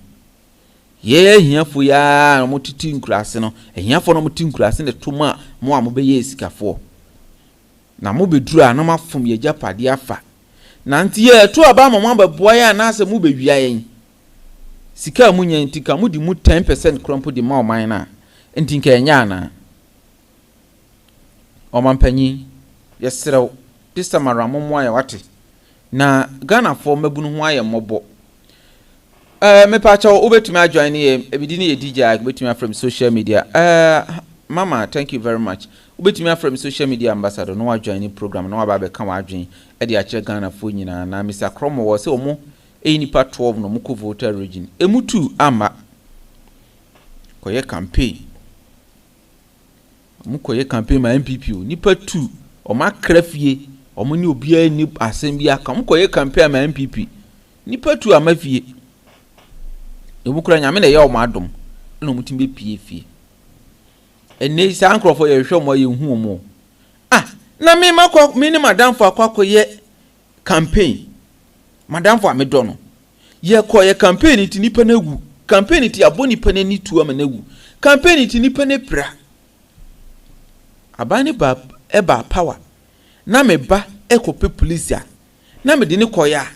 Esi we die we must say just odi kakra ba o. Kakra na ye sen 25,000. Kakra na ye sen 15,000. Me ko manu me teacher. Me ba epe konya. Agise mitueska. Abramede me nkwa to ho ama party no. Wodi asamuso mo mfa mame a fa. Say nipa kro no.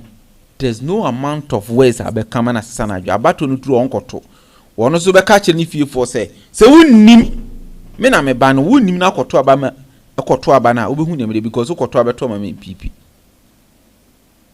to onye mechere no eniti na akwa akwa den aro se me ba cho mo ampesa mo join ye bia no mo mbra na mo mebe join na ye nkasa ai mo join na ye nkasa me ni mo ne program no o join a ene mu ye den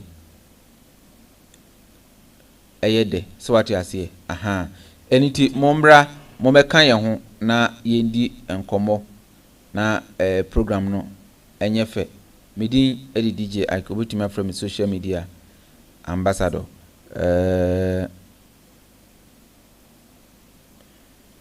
yes Obetima from social media ambassador ntini ya ene de be kame ho na ye join live no na enye den enye kama yes enti misra mo mbra na moma yi nyina ya me join na program no nye de ba che send you invite abekasa na enko na number ni go screen so 0542914775 0240778682 free na yeni nkomo me 5 minutes pe se me de be pon e wa ha ne yekoso MPP mu no wani gye ho ana wani ngye ho ma yehu o comment ma yehu o so thought na nyame adoma o kina me di program e bro o kina de no eye great na ya na most at times Sundays me nye program and na de ma force se me ba enti ene ne menche gidi ene ne menche na mo nyame adoma o kina ye be program no na watie na so ofo mo aba na ye nyina ya adwunkire na ye kire se ne be ya oman no ebe koyi ene ye den ye hwehwe se oman ne koyi a oman ne di yi a misumi di yi oman ne ndi yi a undi yi so what I say antinka ye de ye nka se mamu ndiska muniska bi na mombo ayin na bibia anya den enko din enfama yen eno ena ye hwehwe ewo oman Ghana mu na nyese bia bibi nti so ne mekire no te momoayin na yeso yenya sei ewo wiase we ma yaba na am kam ya ni se mabunu no omu hope nyina ya den asa na ne ekono no I think say menya me first caller ewa ha chairman good evening. Chama, good evening. Evening, Openikase. Bibi aboko de. Evening, Openikase. Me ba cho bibi aboko. Na mi adu na ba chonzo e. Oh, adom ni ahwe ye ntime ho ye pa. Me ba cho we de udi ni bibi akasa free. Me kasa free me din de Ernest. I do not film openings. Me kasa free Atibubu. Atibubu, okay. Yeah. Atibubu de we de me amedi ma. Yeah. Okay. Mona de bia moto aba masanja na nja so onye hwe mamo. Areas you want to be can share political geographical areas. Now we say baby no matter what they vote based on tribal sentiment. They vote party no biane the your voting. We hear them call better about them no matter what. Oh yes you want you. Me kuro me no teacher na che say ye nkonkon. Ba cho. Ani di azambe na beka dia fa dwumadi.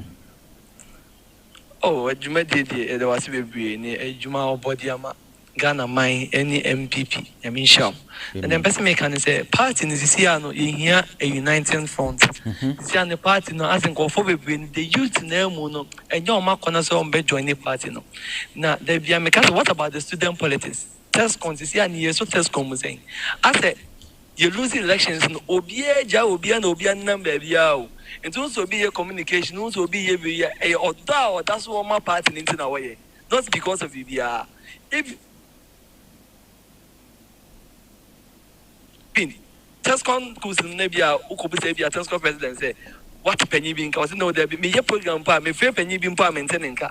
Why? Is it because they are losing elections in Tiana? Is it because the moment is Tiana more years to cover and see? Maybe last minute no my best of Tiana. So I think we need a uniting front. Not you to know. The interest base mobilize you to not party no one I are you to know that next 2028 yet me then add 2 million for this front. Me that's baby me your pay.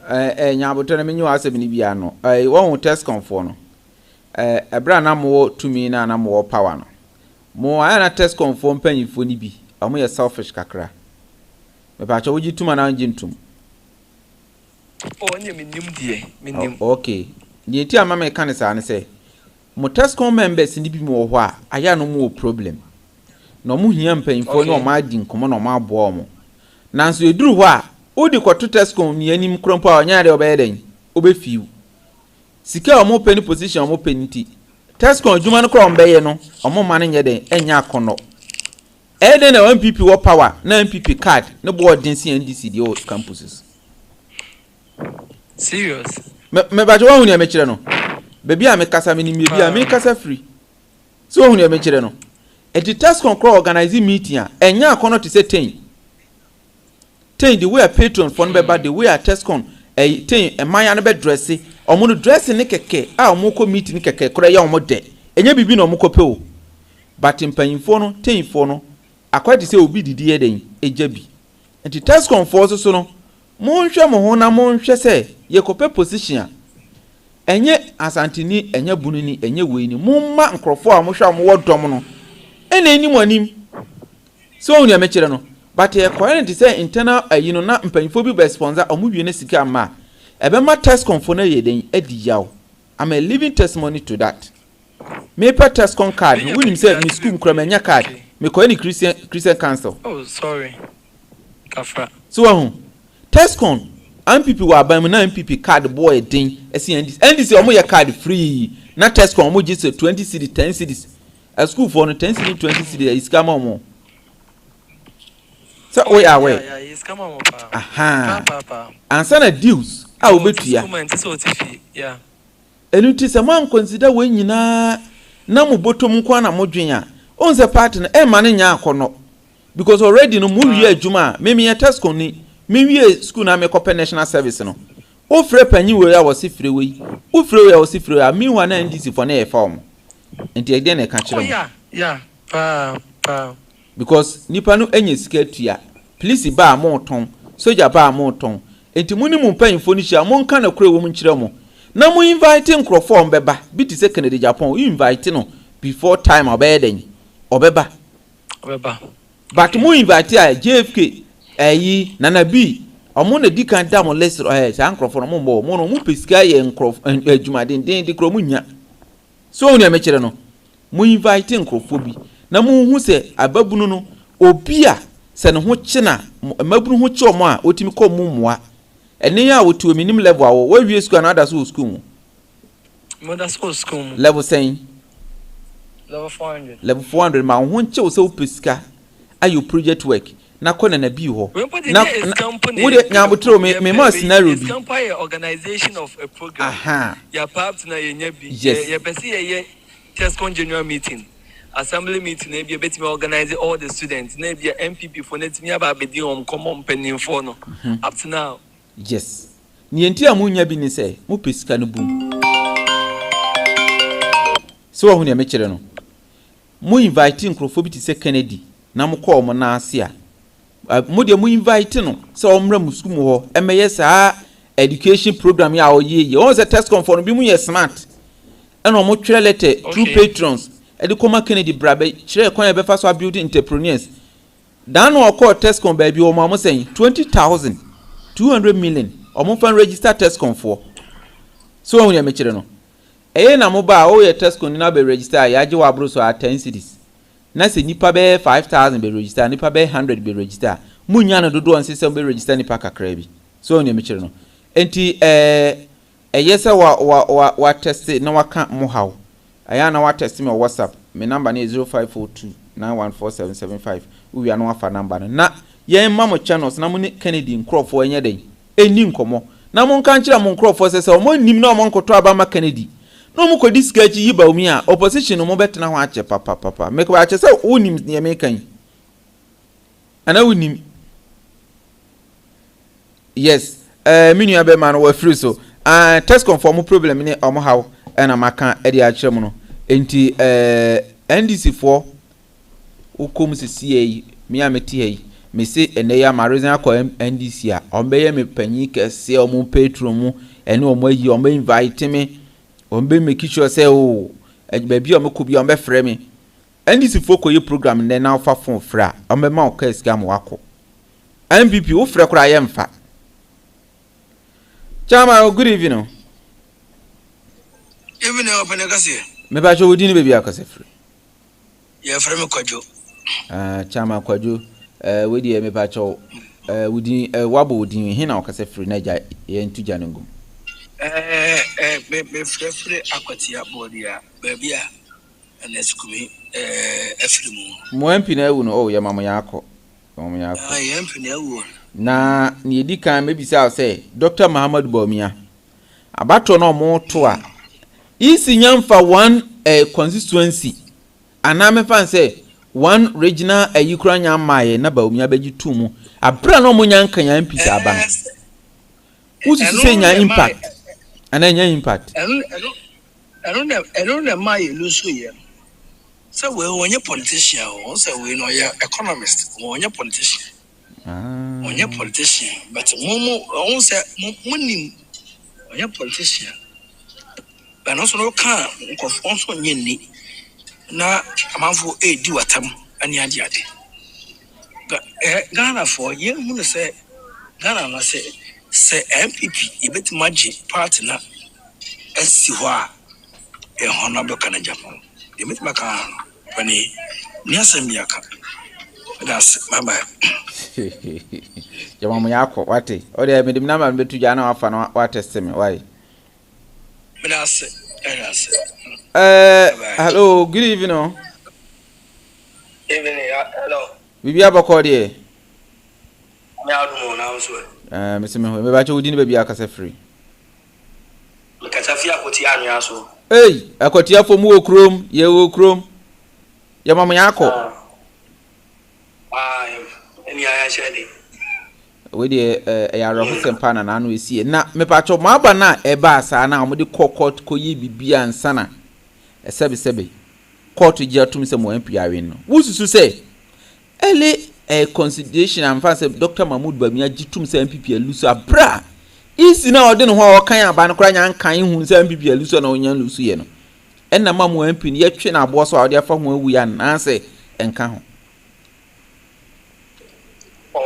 me kasa we say Bawumia ba monte dai consider defeat ni eni ana ma sanya mani ya ba me na me Mafia mpasa na chese si ana se Bawumia na babo second na babo mo ma party ni yanka ya wo dai ya tumi jitu no FNDC for services si ande o mane ko no enya security kura enya se Muma ya kaya umbo mira se Bawumia na babo second na babo tabo munu na o se ya hwe ho no ya ja se o Bawumia ka wo kan ka bu unity ni na very important see o se party no obia ye ya kaya umbo se Bawumia na babo kan na babo tabo munu na pa tabo munu na ya si wo abiko no ofu amo plan se the same thing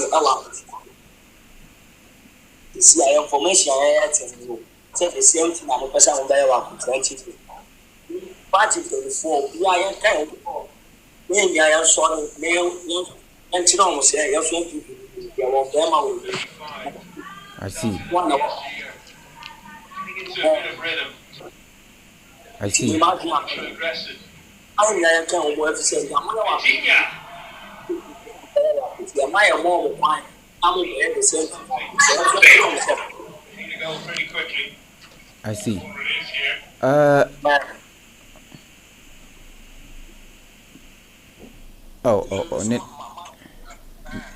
The network in a shada nye good. Me pacho, o network in a shada u form kakra in bani o kan in atin se obeso che se enkabomu eni eyeden ehia ema obibia se nya nkaboma bibia be den ebe ye fine ya tumi jitu no ya fi and this for services se and your man ko no enya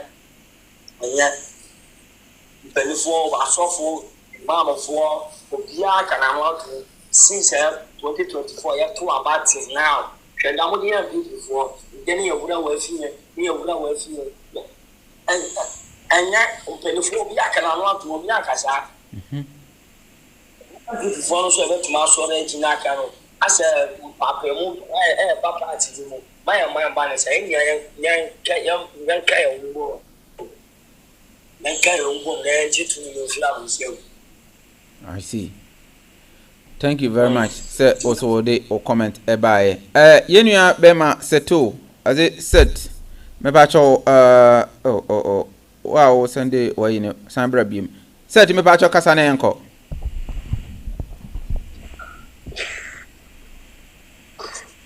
Hello. Hello, said me pacho timinka.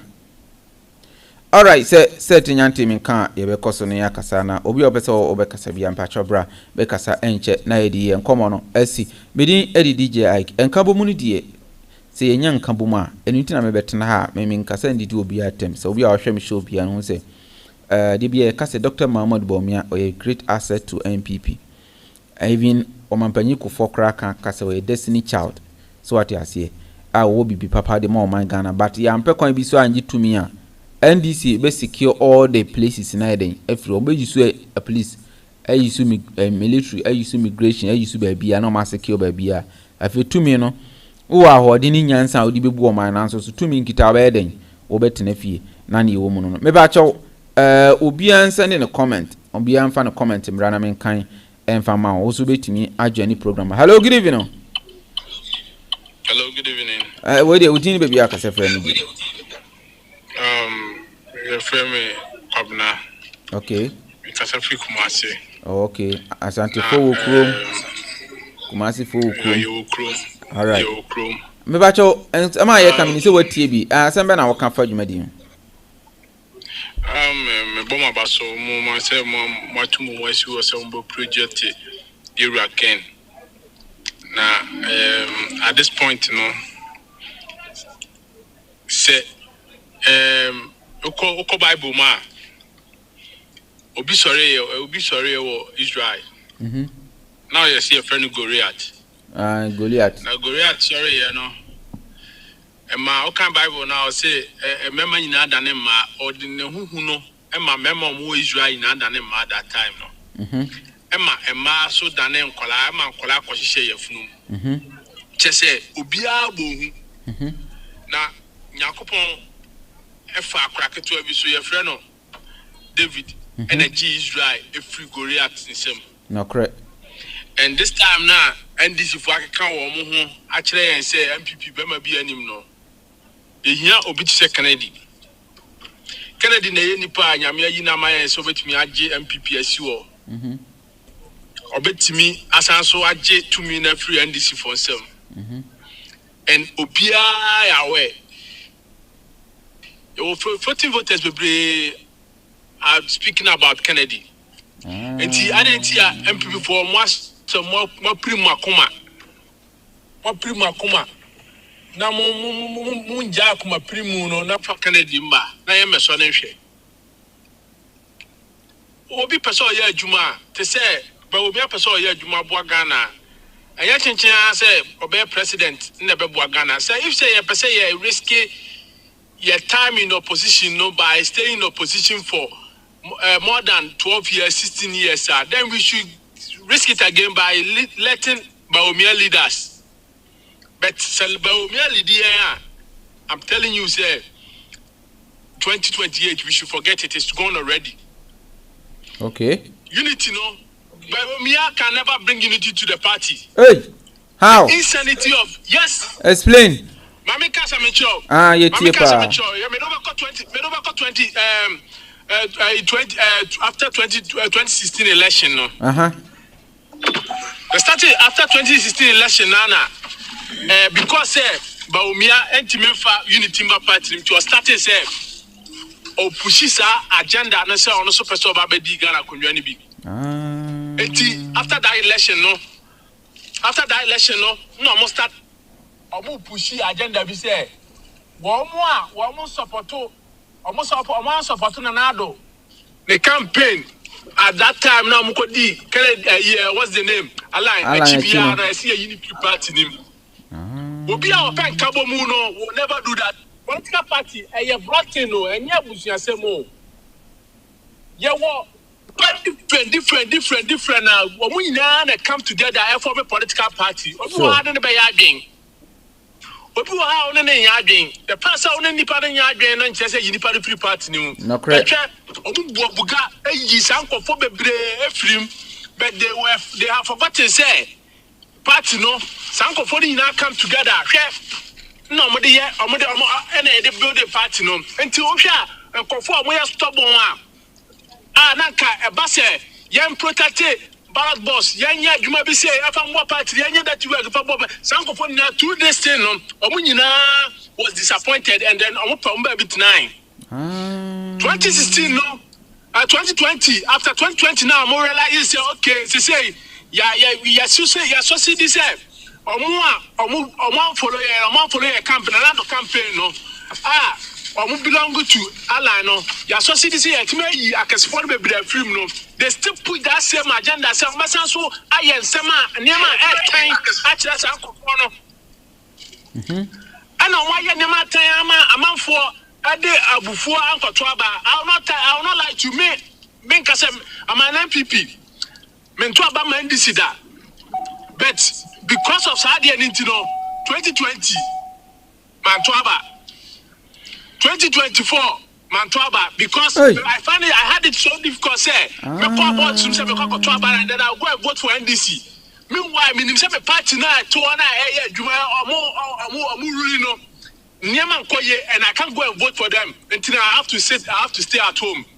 It is niam na di yenya no started before 2020 na lead yenya dey bedu sa time way because of say sanity ni asumdwemba party ni minti na je say 2020 no nipa bebre no munya hu ye omo hu ye na ma vote no so tie no enti 2024 na nipa bebre be hu ye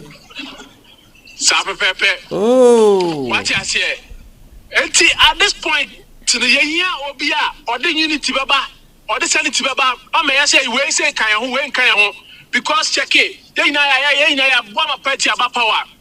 And you'll be or your politics or here skill or here campaign because or just cover quite the BBO. Or be or here just you can only buy and then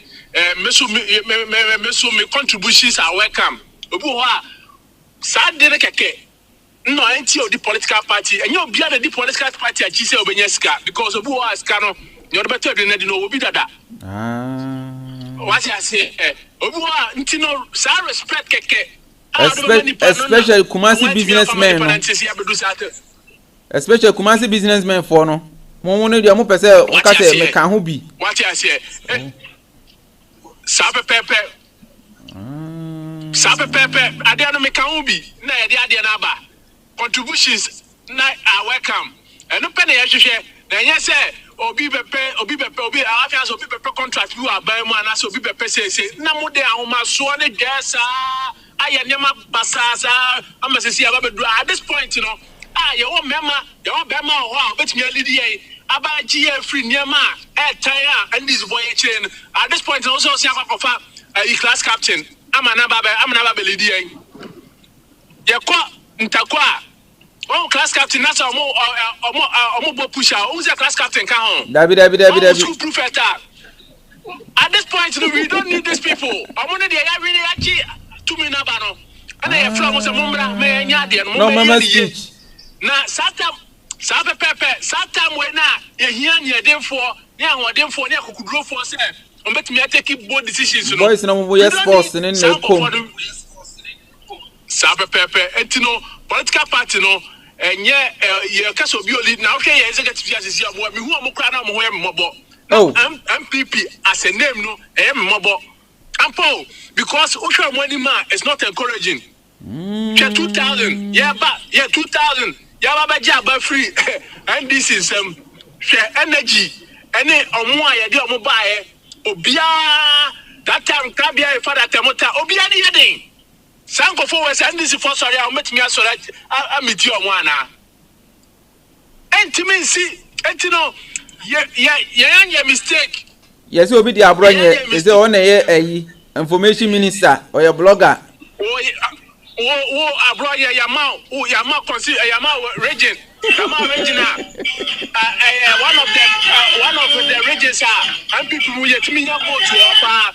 Yeah, what's it to Opa? Oba Lucinina. And now that's so Casa because more and you know, Sanya Brian Kwong. Yeah. Sir, Nana, what's his name? Bawumia Kufour na the team no dey on mobile. The same crowd now mobile rule politics na. Womu mushe no. Womu strategy a. Womu de buy. Na ntro so de. Womu ya de ho pa. Ntro yam work into it so. Yam propaganda. San DC for politics na. Womu strategy na. Womu realize womu sense say strategy no. Enye adwuma bi mti ya jai no. Ene no Kufour womu de politics. Now for yes na. Sa politics no ya wan de be kwato abama. Oh, before so bekwamo. Before so bekwamo obi abaso bi. Because so bekwamo obi abaso bi no. Dr. Muhammad Bawumia abato oji to mu ntem no.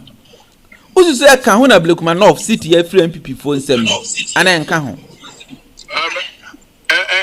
Ka ho pa, but you know say enya na fault. The reason I make us enya na fault na say Ukoto ball at the Shakura Sama Akura no Mpefo beje ball na ball because of him the use of the ball no nipa your politician I then atro kwam now I said Dukatia will never do this no I said Dukatia will never do this because he has passed through all the channels and on him there won't be a penifona musona had in buy no at that point you know we should tell them say on respect to one because if nanka person yes I didn't get so consult to one and say na why yes why what take some move no nya ntia say na na so amon amane ansa na okoye very good senko consult and na chese omuade and such a person no a new class here man next chance say another opportunity on my the party no because Yaka, you know, Mammy, I born 3 days ago. How come see? Mammy, although not that were freshes, very good. The not freshes, but me share me, TV so who say, Mamma, I am and I am in the sense, say, NDC shouldn't treat us like this. And you can say, you bust that low for NDC to treat us this way. But also your baba to a Bema Saint Kennedy. Any day, Casa, Bema Saint Kennedy and Kayabo. What I say, almost say, a good mafia knows when to surrender. We a good mafia, you know when to surrender. Kennedy will never go that low for sad drama na see you know. Mami bisa wasemo. Mami bisa wasemo. We should support her. Me pacho mitio. Kennedy. Akamia yet say asa wa your bad time bia and onko ofie. Na dura wadi ni na ho den awon onfa nko ofie or the ko abontin so for. But as NPP for na Bawumia camp no omu wa hode omu de ko Kennedy editia Kennedy. But Kennedy person obetu nsa ono ane party mu me ba je won sa ade no because they do internal party election omutumi bo party for wo mo se kan but e koduru NDC ana ma da na ma say you say oh kramaya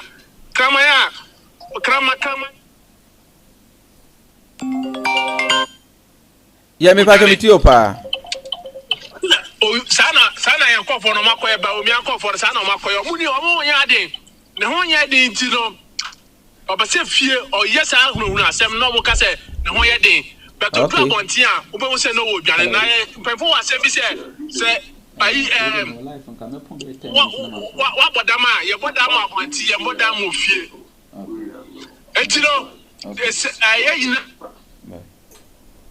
ya Ethiopia no this type power na ye pese yes also power free NDC wa we should know say ye hia nema ye hia ade ba kope ene ne nipa wo betimi aka party na bom number 1 eno an so ne nipa o wede o wa kokuduro so betimi afesi NDC for no why na betimi akọ data force and I say is high security agencies stand here you know invisible force apart from Kennedy nobody very good. Why? And without Kufour, MPP can never win election. Hey! You call, no matter what I was saying, you call. the chair will be kakra one at Tiwano. Okay, I say here for a class captain, boys prefect, na kwachi omu bika. Some boys na. What I say? Etino, party no, I see a tia say. I was so for you at the tongue for you sorry, excuse my words. You are clone for you are to travel Nina, you win any party now. We now come together to form a community. Now just say we should know how when to use them. That is it. That is it. When you talk about your power, we are not forget to be NDC, Obikra or on school that's your man position, Kasiapa or Yusu. Because who say the effort at Buama party by power. Now you call your Tabawi, Motabawi, much positions we are more for Biaho. Now Atomonica Sachi, MPP there, young boy would be a bet they should learn their senses. Someone go back to the drawing board to learn. That's what my mother said. Said no more power, no. Said on my man, son, I will not lie to you. We are not going to win 2028. And after 2028, we are still going to stay in opposition. But as I say, you agree. Mahama, or to me to do your person or parliament. And Ramon also say, at this point, you know. And Ramon also say, you will quite experience. You are going to experience the nationwide doom. So my MPP for your flyer or be any maguas and I want doom like. Not just a Mahama while learning the senses. So, what's your name of a brave? What's your name of a brave? But me, natural air, dada, or mother, or that. Me reason make us order that Ghana for say Yahubida, Yahubida. If we are to give him a second chance, Ghana for will cry. Ghanaians will cry. Opa and they're bonded to two. See a cousin near Mamayan and then Tiaman another chance. That's on be really Ghana. Hey, Yahuba Mobasia JBR. Etino Nkabaya Krana. Ebeye kranka constitution na mo person mo sesa no e mama DB kan no ke sesa no mo man enka ya ele na e kese ye da so ni di komana ayana ye di number di betu screen so no wa join the group ye WhatsApp group ni send be ya de bia no betumi anya akonya na obe my submission because I think say you've given us a very good educative and a good submission as well. Mate me da masifa me fa mo number no tia mo fan to so all right yo me da say me pa cho obi su betimi aba na wa ba be kasa settle woko Emmanuel so Emmanuel me pa cho betimi asan aba bi obetimi asan de request na aba na ba be journey number is 0542914775 me pa cho obi ntwere to screen so mame obi ntwere number no to screen so mame 0542914775 me ba cho trefa to comment section wo mame 0542914775 o abruchira na wo de plus 233 na so 0542914775 oh thank you very much bro so we sister so dia fache me so we sister na ma fro bro fache me pa me follow I just follow you okay and let me even invite you yes so me ba cho also betimi aba na aba be kan wasem akire I think I have only 5 minutes to close and I need to go attend to other stars yes program na ya be come through contribution enemies me contribution obe kasa ne mu ayede no akire wadwen ne mu ayede so oni me kire no o kasa na wo kire wadwen no because on say yenua be ma ya oba ya obe kan say me say party bia na oti ahwe you were teachers for you were professors for you were soldiers for you were police for tina ba yenya IGP na nya army commander no ye was akoko wa akromfo so wo party ni mu you should know how when to use them akromfo no mo party ni mu no wabeka cho say me ye kromfo na mo me de major ni MPP me wa MPP oba be di power and take advantage and fan ko chi ni pakro enka nche se wo kra ye be ba ban ma wo ba nche na so ye kromfo enti ye be chi watum enko ye sa ade no don't make that mistake know when to use them so ni amechire no o ye kromfo nti den so o mewiawo o ye kromfo wa mewiawo kana waka che se me ye kromfo na mu pese me join party we kromfo unim se basafo bi mu ya kromfo remade fo bi mu ya kromfo enso ye du wa ye kopa ka enyina ekobo ensem omukura ne timi gige ho den na de obeduru power wo se me chichi nkrofo agum. Hello yama kwa ba Linda. Hello, good evening. Good evening, me ba chompo me de. Nyame adom na onse. Oh, nyame adom boko me ba cho bebo di no akire bibia akase free. Me pa show ye family Linda we afa me kase free ahinema ko. Ahinema ko na che say hwan kura mpesu aso. Honorable Assembly. Oh, okay. Any mo MP ne. Achuma kwa anguma. Mo MP tin di say so kai ni din dia. Oh, MP no me refu oba this year ya as I said last year this year. Na che say on time mama nchen after election kro nya mama ye ready ndam ase enu nti a onim ni tin nya fort. Oh, minim ni din ba me ready. E ba cho ani di asem kakra be na beka. Me pa show asem kakra be person me kan say abane de 2028 de yesem mama monkofa Bawumia mebie.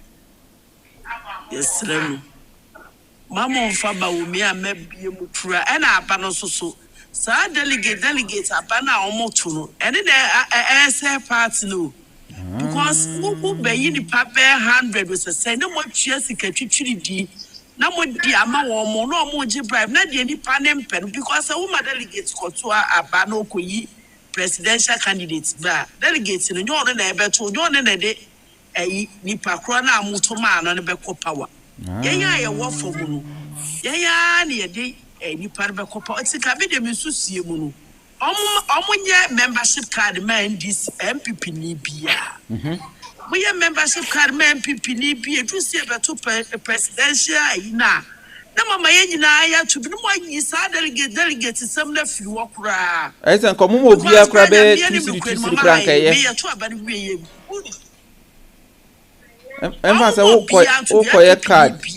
okoye card na eji 2 cities sen ka obeye ananka onye meye okay meye they do say ye be presidential candidate yes MPP for omama wo bia nto MPP ni bia nto because delegates na mo or no be kwakoyi presidential candidate no ono ne na apato ne ntimi fa obi nkotena ayi won mo ntimi nkotena se Flaster house we se yene no ye o mamu ni nyina na yeto aba na MPP betimi akopawa oh because almost sorry I pressure sepra obi a ho faults but we ase no o ka no cry se wonye Kennedy ne pa ya ka tsanka one touch kaja ne si abetena te fie no Bawumia ni ko mo kra wonya asai sita na ye MPP die nyina asore ye adentia wako fa Bawumia party no ba mu da bayi e wo mo se tsa MPP na ne pe me wo mo de Bawumia ba me decided say 2024 about what meant but esa ba ko di party da chinti be koto but 2028 die nya me ni nuko no won sa de Bawumia ba me mentu aba because the Kufour called 3 times. And a dahono 3 times, so then the third time no really. But a Kufour will quite you come near to be man. 77 prejudices you for the side to about a man. Yes, we most are almost say tribalism. Asante for most are almost asante for tribalism. And so asante for won't call to about it. Hello. Oh, the network, you know. Chese, we obana e kasa no, enye be ma, nti Ghana fo mutia ni. Me ba cha wo betimi akasa.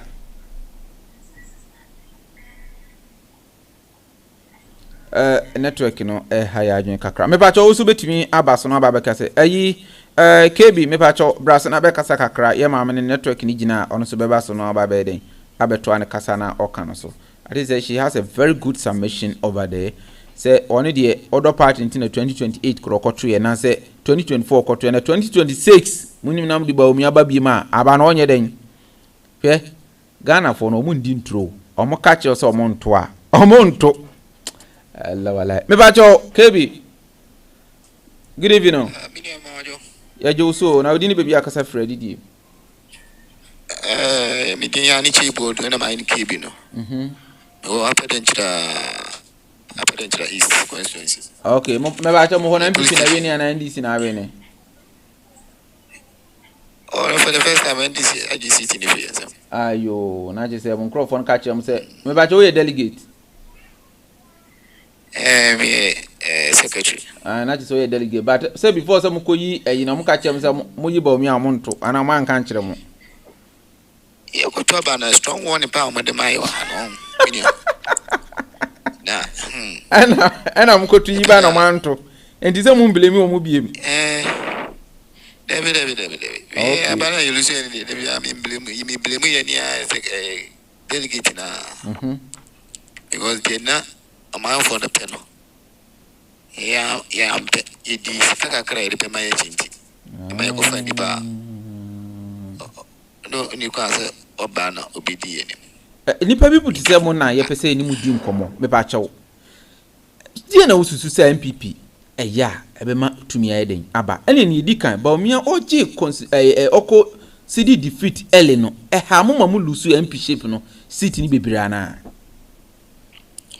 hi pa because abana ne kan isi kan ru ba bia nti na me hu the reason dia opera ne hon terms a ebe consider defeat se kwaje tumso lusu nti abra obeka sa no nti ene be kwa ma ndi se forum nya akwanya ye de na mpese mu ye bia because already na ngaza waje tumso lusu especially Techiman East se nye kurumu ofo na mo ye MP ni enani edi anka ba nkoma gye ne dadaada yes yeah see yeah appedentra East ya sa na koye because obeji tumso you all losing it no emma omo no mo coalition room na so mo ni ko no mo sha ba ni no omo ni anko tie ni ba o so dan di for the takashi ni tutra samsa na amaji city ne eti Bawumia na me first time oba oni ebe kasa na mo se papa no onye politician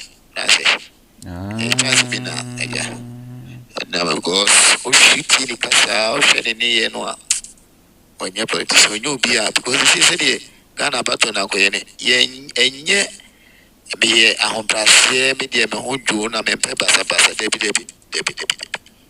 because the end is for na imagine say every for the omo ye go through ndi ebi omo ni takashi ene be ja buya no ti ye obi a na ni 10 second ono no betimi aboye ametimi eyi ni power 2028 ko haya ho ne sa ko fa Bawumia ba dia ene forget Abraham ye campaign Kennedy be ma comment MPP for as agro no ya yemode na enwum to ne nasefo ne yemfa nwene campaign me ba cho samre no o kan sa samote ye betifa se mi asmi hui e bi anga me ne betema mushia be ka cho se MPP for you shade 2008 ebe to abasa you to 3 no be just stage ni abonyom ti ajesu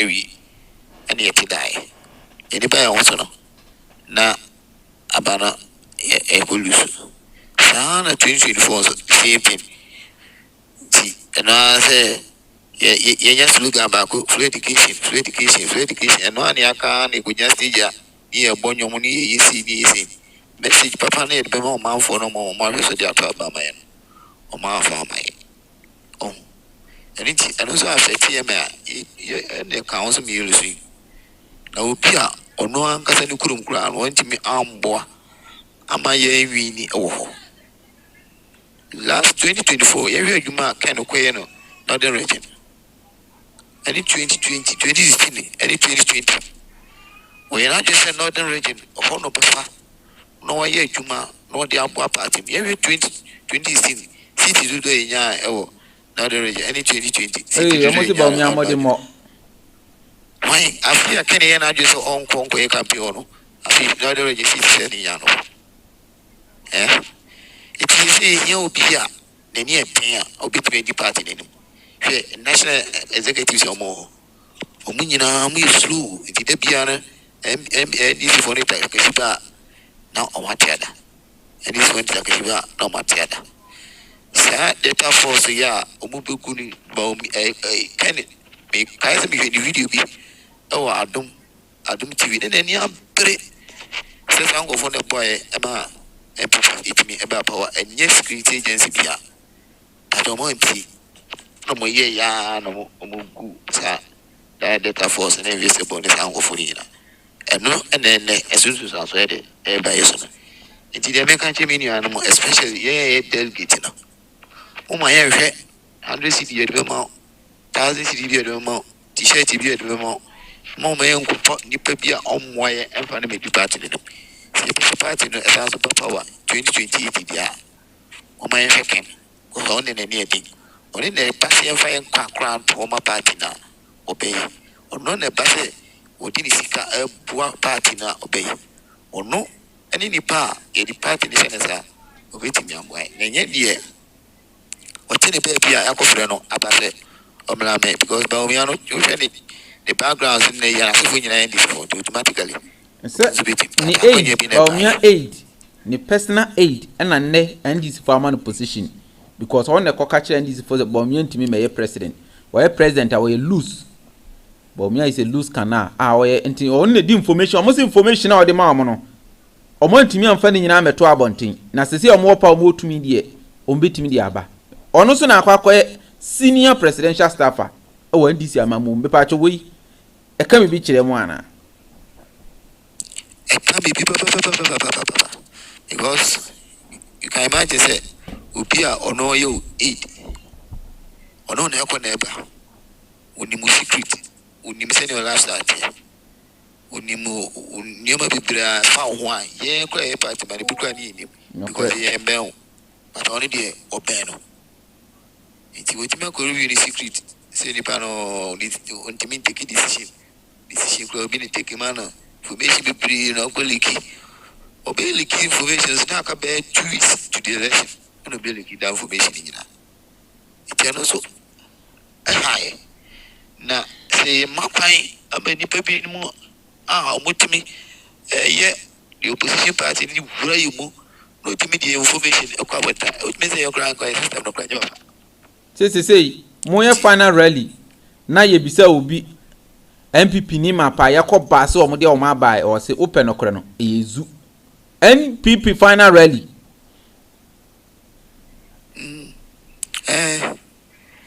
Sane ko e ti de me ka cheni anum delegate for no sa mistake ne 2024 no o ma yen san that mistake no because kind of bar the kind of bar after the is come on ye pity ye ni achi so ken for 2024 ken for 2024 ye ba to aba ye bi wa anya o wa so lucy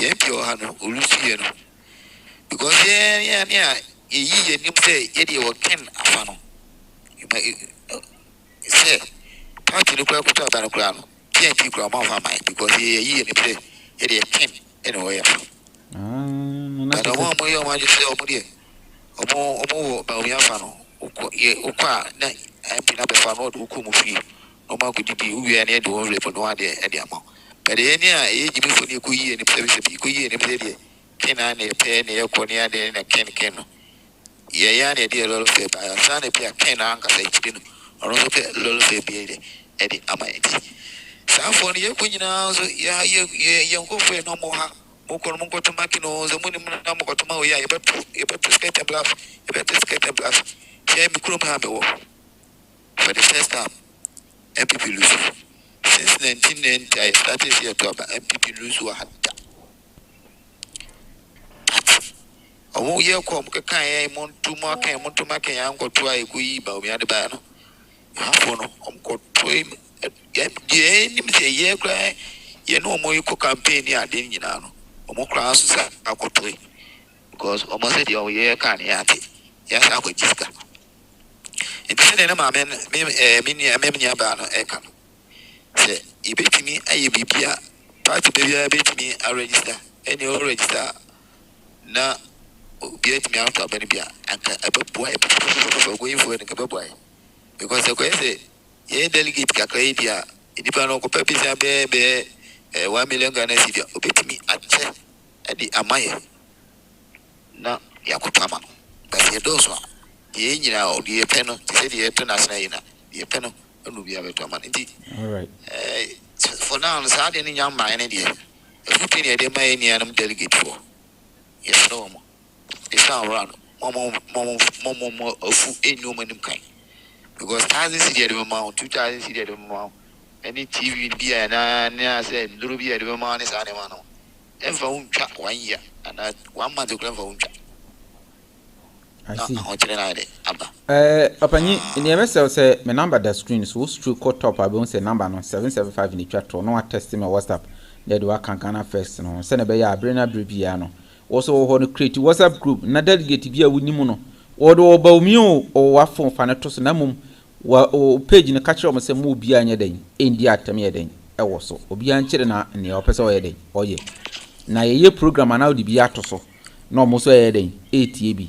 Be cassette out and so Eden ya betimi awe ni akra den ama afoforo sene be ya obehu say yes enya agro na we den udi me ba chawate ase all right that's so needing come me ba chaw setowusu me ba chaw obe kasa na ye mfa ye nkomo nsina metam no aye me kan say memre na so. Thank you very much for joining me here. My name is DJ Ike. You're watching me live on Rejoice Media TV on YouTube. Subscribe to the channel, share, like, and also comment. Meeting and open your me and from social media ambassador. And more kunya kawadwin. Yes, kawadwin o. Chere wadwin kawadwin chiro bia. Ni wadwin chire wono waka. Ade na man pipi lusu aba. Na nyame adom ochina. Topic ya de ba no. Obi ameka bi.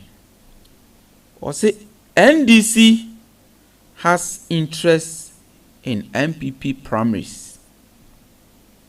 NDC has interest in whom MPP choose as their flag bearership. And they have done their research and found out that if Bawumia wins, it's a done deal for NDC. For that matter, any maximum security, any maximum protection for Bawumia during their primaries, they will make sure they do it to intimidate Agyapong supporters so that they will not give free and fair election. And yes, sir, if there's free and fair election, NPP for Agyapong Bawumia near Abana simple. Now, NDC for be supported Bawumia and Bawumia Timbe any day. Bawumia Kufour Timbe mo de say ye book Agyapong Kufour too. Ye treaty omo. Na election nye free okoto aba fachere wan fanchire a ye mpene boys no a omode omukodi tutu asem no omudi bibe ma MPP for no internal election no we ba cho muntie mi yi ochena information ye de ba no ti ochena message na no anu ye hyehyehye wuntimi ntie a mabi wuntimi ntie mabi wo secretary na ade aba so wuntimi ntie mabi MPP NDC has interest in MPP internal election because they take Agyapong crown as a MPP flag bearer or candidate. NDC asamasim ejatom omutirimu be hyehyɛ omo ho be hyehyɛ omo enunti. Don't let the election be free and fair for Agyapong. If not, NDC is in trouble. So for these reasons, Agyapong has to back up his team, his security and everything. And remember, the whole security are in favor of Bawumia. Only few are in favor of Agyapong. And for that matter, if you support Agyapong, don't really come out and say Kennedy, that be. Keep it in your head. Preach to your people. If you're a delegate, that they go secretly vote for Agyapong. Let them vote. Let it be cool voting for Agyapong. And yes, sir. What be you and him say Kennedy no? We jina no. Omo ma okra nkoto abani bi. Intimidation fitai. Ebe koso papa. The day NPP will vote, you see intimidation. By 11 going, you see people Kufour. Sorry. and the Bema Kennedy akoma sin so na Kennedy akom so badia and you be anim and into almost of a second dia akomra na ndisi fo no plus security no enko kambum no mo ne enko yeden enko crash sa no mope. If all these things will stop her na me adom ochina ye the secret details ni bebro na ya mo hu say NDC has interest in the MPP or who become MPP flag bearership because Branch Agyapong any problem. Bawumia a cool chop. Bawumia de Bawumia nyavia and this for best start to say or move see or more MPs as you see or more normal ni aka no. Bawumia is a cool chop because even as you don't get your bit me BT Bawumia. Dollar no can saying. Full price no can saying. Free SHS na NDC angu no ogusu ye okoka den. Enkola ne say so mudi aduane papa. Enti asebe na okoka. You have nothing to say. Enti Bawumia is a game for them. So they want NDC to choose Bawumia because our people said ye pese MPP for no mo ye no mo kosoa na nkomonye. No mo fa obi ti say Bawumia nya den emra no komudi Bawumia ba abane be ye down to eden amaomo. They said this long time ago. Huh? They said this long time ago. They said this long time ago. Until the day Bawumia win the election and NDC for started so much a position ministers. Emma said you could crab a casa and abano or munya win into a man for your day and two or more. They said it. Me interview 2020 was 2023, right? They said this in 2023. Huh? They said it in 2023. And sana ye koto abakura yi Bawumia na ninia enkro for maba. NDC said this. And I wanted to play this for you so that you see it. Why I said those things. Na abaya no information o de bae no ebi na me ba be body a kire no. Maami we na abaya no kokoyi information de kire no.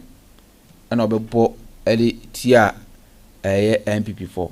Victoria Bena joining. Victoria and I was call.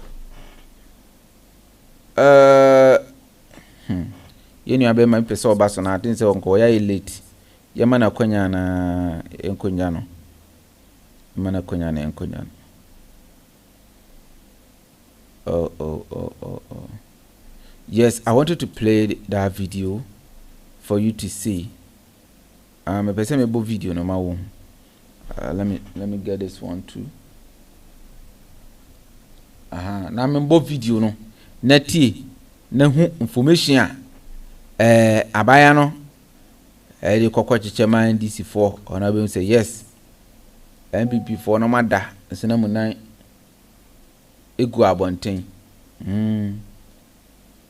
NDC4 MPP4 no mada pa na munan egu abonten. Some of the videos doesn't want to come, but then it's kind of something.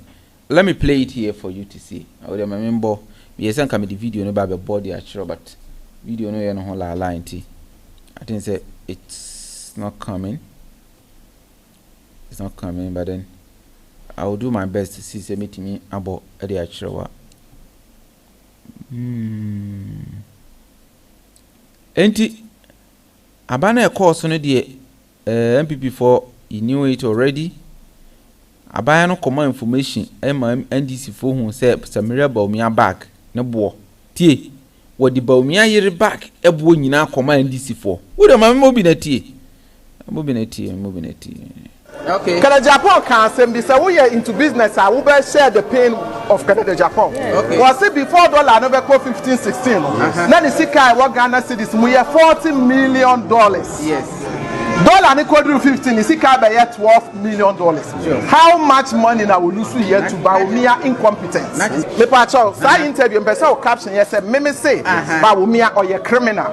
Ghana a serious country and can see a jelly Bawumia. For the attempt to see what contest the crime is a crime. MPP from Bawumia, Chemate, Agyapong, Agyapong, for the first time. 5 on the ballot paper. Omumra, John Mahama Beflo.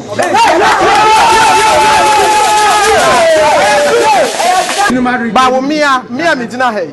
Me bon paye pa. Me paye boy ani say send the MPP for the your money come. Enko sa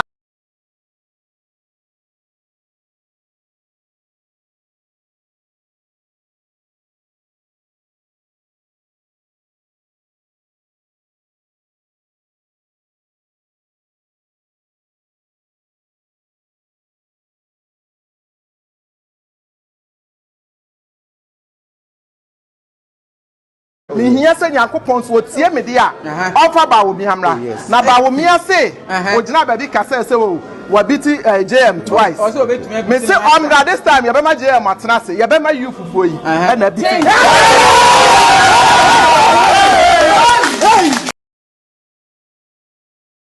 for kind asema ndisi for kind abra na mo opposition eno no na ye koto abayi Kennedy Agyapong ne Bawumia mo na mo kan asem no because no munim say omo koto aba no mo yi Bawumia de a eye dandi man ndisi no munim say agro no modi abusia for me dem be see am number no go screen so fa na test me din di DJ Ike obetimi aframi social media ambassador open ye me ye no nko ade a na ye ndi nkomo na ye share ideas na nyame adoma ochena why NDC has interest in MPP who become MPP flag bearer shepono nyame adoma ochena me no obedi hu nkomo wo so be ka bi me so me ka bi na ye nyina yetimi ade edi nkomo sa na bibia ade adadi nyame shiro bibia sa ohwe me nyame shiro bibia obia wan follow me bia ku follow me na me so me follow back na munyina maye den mababe Johnny abusun okese no number ne go screen so 0542914775 fa we delegate wonye delegate o fa na be kan ye ho na bibia anya den endati Kennedy Agyapong Agyapong na ebom paisa monto abanyi no mebo my Ghana because oba bedura abeboa mo bibia anya adwuma papa ya den aye forget about those in MPP o modidi atem Kennedy Agyapong ba o modidi atem ye be che o magum ai wow bibia o se no ye de ubegina e be kire o level atem didi enkan ye culture ho ti ye bebia ndwuma ama mabuna ye o wie school o tu kwan akọ US utu kwan akọ US de okwa ye an ho de metufu se kọ Europe de okwa ye na wo Arab countries a se mu de utu kwan akọ Arab countries ye ba Canada ba san bra fie usika na wanya fa bibia adwuma na be boa na ama soft loans na de account because wakusua ade e de aba wa hu de we ye adwuma den wo hu se enye sika nkwa na nipa de tran yi na mum wapom din ni wonim de na ugidie ene adwen kura da wutirima awodwen no wakwa kwasesan de aba se bibia betima ye den ayeye nti ubidura yeso yobejo na ama soft loans na wo de business abra ye nje wonsi hu bia free of loans oji loan ai fa ko ye adwuma abane be gigine nketenkete 1 cedi de bia betwa susu 1 cedi nti usika na wonya na so nti bebre ye mfa nkrofo bedi wachi nche won konkosua waduane awono ankonko gintungu enkonko brobro ba bia Kennedy Agyapong ba bedura bibia be yie bibia be koso man ne be soro agina adwuma MPP NDC be bia ato no Kennedy ba o megu no adwuma be start no o mba meja nto ho obe ya kan Ghana sika na de ye wa wadi sika ne bia be che watum wadi sika na de akosi fie a ye nkonko bubu fie nti se Samira Bawumia na ye de kokko bubu Kennedy Agyapong anadamfo tibonsu edan no na court ahye ni so won kosi ma no $500 million and $500 million Ghana cedis krompo ye sika ye nkobubu no ye agi ufie no na ye ton na de si de amagana edi nkunima na ye agi ufie no ufie ya gani na amanfo tim na omo han na sika no kwa ban mu fie ndi ewu na wasi na mu mutua wo ka ne bia be san de ama wo ma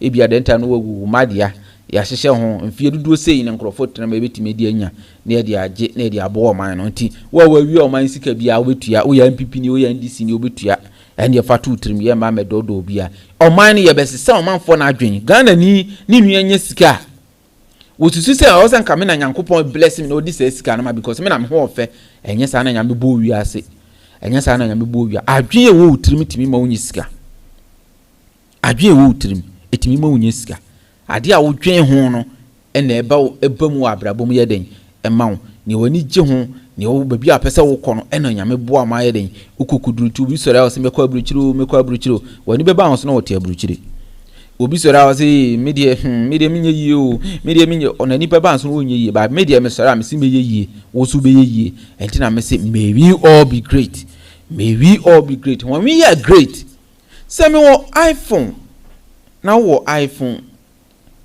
ebeye den na be pese obi wia me de enye obi o ye bayifo a ebe na obi wia me phone iPhone se me wo car na se me susu me pese me koto car na me sore ko bebi e ton car na ebe ma me bi ni ama me se mfidudu se efatu a me ye adwuma na yetete me kakra na ni sikani wo me hia ni metimi nya bia de na anibresem ede na kire se me nsore a na mani mbre obi na so oman no ya adwenya ma so sampanfo no nya ndwen hu ni se enkola no mahu se enkola na o ma ba no omu nyina ye muti rasta mo se enkola ya o ma ba yi enkola no mo se wo sport o mo na nom nsa ene obi to sport anadwi obe ene Sunday emaya no wahu skirt o mo hyehye o mo pant obi kura kwa won hye pant mo fa nche me omo fefe radi Ghana for so ma ye hu fo radi ye ma mmaya de wate ye ma me hu ofe o mo de awo ye ma na mo hu ofe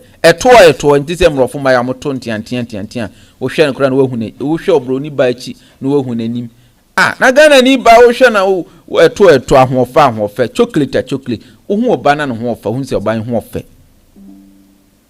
Ghana for nyame aboya hu ofe na so ene mo hia nti eton ye body cheap obi a wonyo be ma oto no ne nti ase kise amadwe bibia fa business nko utumi se nko fo start abrabo be koyie ohia nti obi ajo abrabo oge we frunsem ohia nti nipa apese o ware no utumi nware obi na obi aware ohia nti be ma ni ntimi nye na sede ama ware negu ohia nti obi ebusuam asem sikura ye mfre no ohia nti obi kura ba na obi atwetwe no ma hey ono kwa no oba wo ohia nti obi adan ko hwensani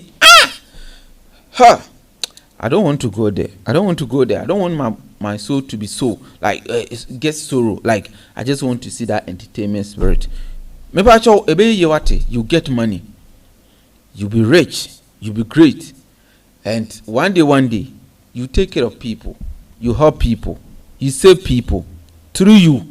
Uwa konya so be bobi so uwa konya nei so be bobi emre ye ni nkaso se ne uwa hodi so be so bi nsa enhwe de obi ya yo so ne nsa na nipa no original ne remfiu wo de se ne remfiu krampo a wonyame oba oba asase su no wonhira de emmo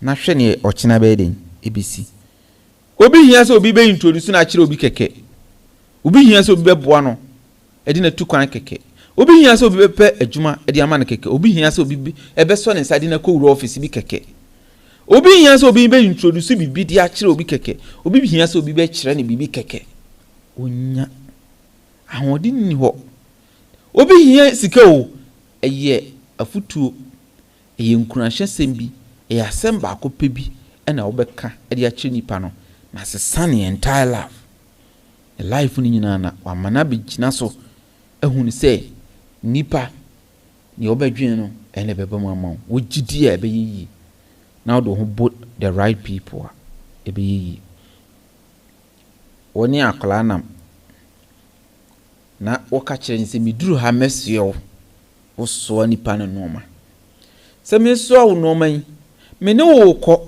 o nanti firi aye kokajetia na mum ye dru sofola ya mesio udru sofola no wanse no omodo so no mokọ wase ni pa foforo odi wachi o wogidi o mu udru edisen sofola interchange no so no wase obi wanse no odazi di wachi o wogidi o mu wokodru be kwa runabout wase obi wanse no wodi na kwa kodru kajetia ho osuno man ankase na se makodu oti ho di nkomo nipa no da soso no ma amenkan chiro ebuo respect anidie se ifiri to a ninya den pa so obi lusu gidi o mu a ne mpa ebokro obo no enko yie ma saa de na haye oman Ghana saa de no na haye oman Ghana nti se ni nua koso susu se nko no won se won koso da bi nyame na abo ne sa ne hyebre ebia wonye ginafo bi na ma ode yeden akudu sa mpempe so bompa ne sufre onyankopon se nyame pa dabi ebe yi won susu be di yi kai say DJ I cultural say you will be rich, you will be great. And I keep on telling myself, Kabi is so great. I am so great. Why? I have done great things and I'm living a legendary life. I thank you very much for watching me. I like your post, I like your tweet, I like your comment. God bless you all. God willing. Tomorrow we shall meet. Nebe kasa ebeko deep. Na enwa enewo. Nyame aduma wachena. Se obadi eni de dumia. NDC has interest in who become the next flag bearer of NPP. And for that matter, NDC continue to prefer Bawumia. Joy News will continue to post Bawumia. GH1 will continue to post Bawumia. UTV will continue to post Bawumia.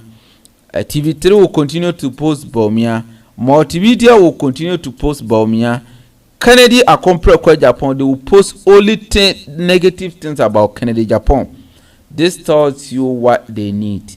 This tells you where they want to be. And this tells you why they are doing that. Because when Kennedy comes, it is a threat to NDC. NDC, if anybody is stealing, the person will stop. Because Kennedy, that man, he missed everything he says.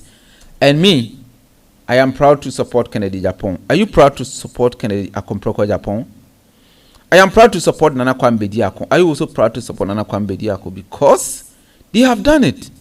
We have seen it with examples. Physical, they are doing it. These are the great people we must support. Sikano de Bamamia, and now Mammy 100 Ghana cities, or Chinami Nibia, Mayedin. Show me, Michirano. And it would scam me now come on to my heart. A lot of people that follow me. Look at the number of people following me. Look at the number of people watching me right now. I mean, Nipa saying Nipa 720. Show me. Aha, Nipa saying 2.8k. More than that. Show me. Say Nipa to 2 ya mo show me. Would GDA send your mekano no correct. Na se me fa chire na me koton me integrity. Edi jiska na me betena ha na me sesama no a me di sa ankrofo nyina hwamo sanse ma adweme nko ame ho me di omo anim akwa jisika eni munyam amode ama me di akwa jisika na yankopon mfa ncheme. That is why we are here, being just, be truthful to each and everyone. Some of us, we are afraid to steal, we are afraid to do bad, but who are helpers? You're more for him for. Yaboa for any radi nyankopon ene tumia awo wie ni asase so medama se samohwem nyame aduma o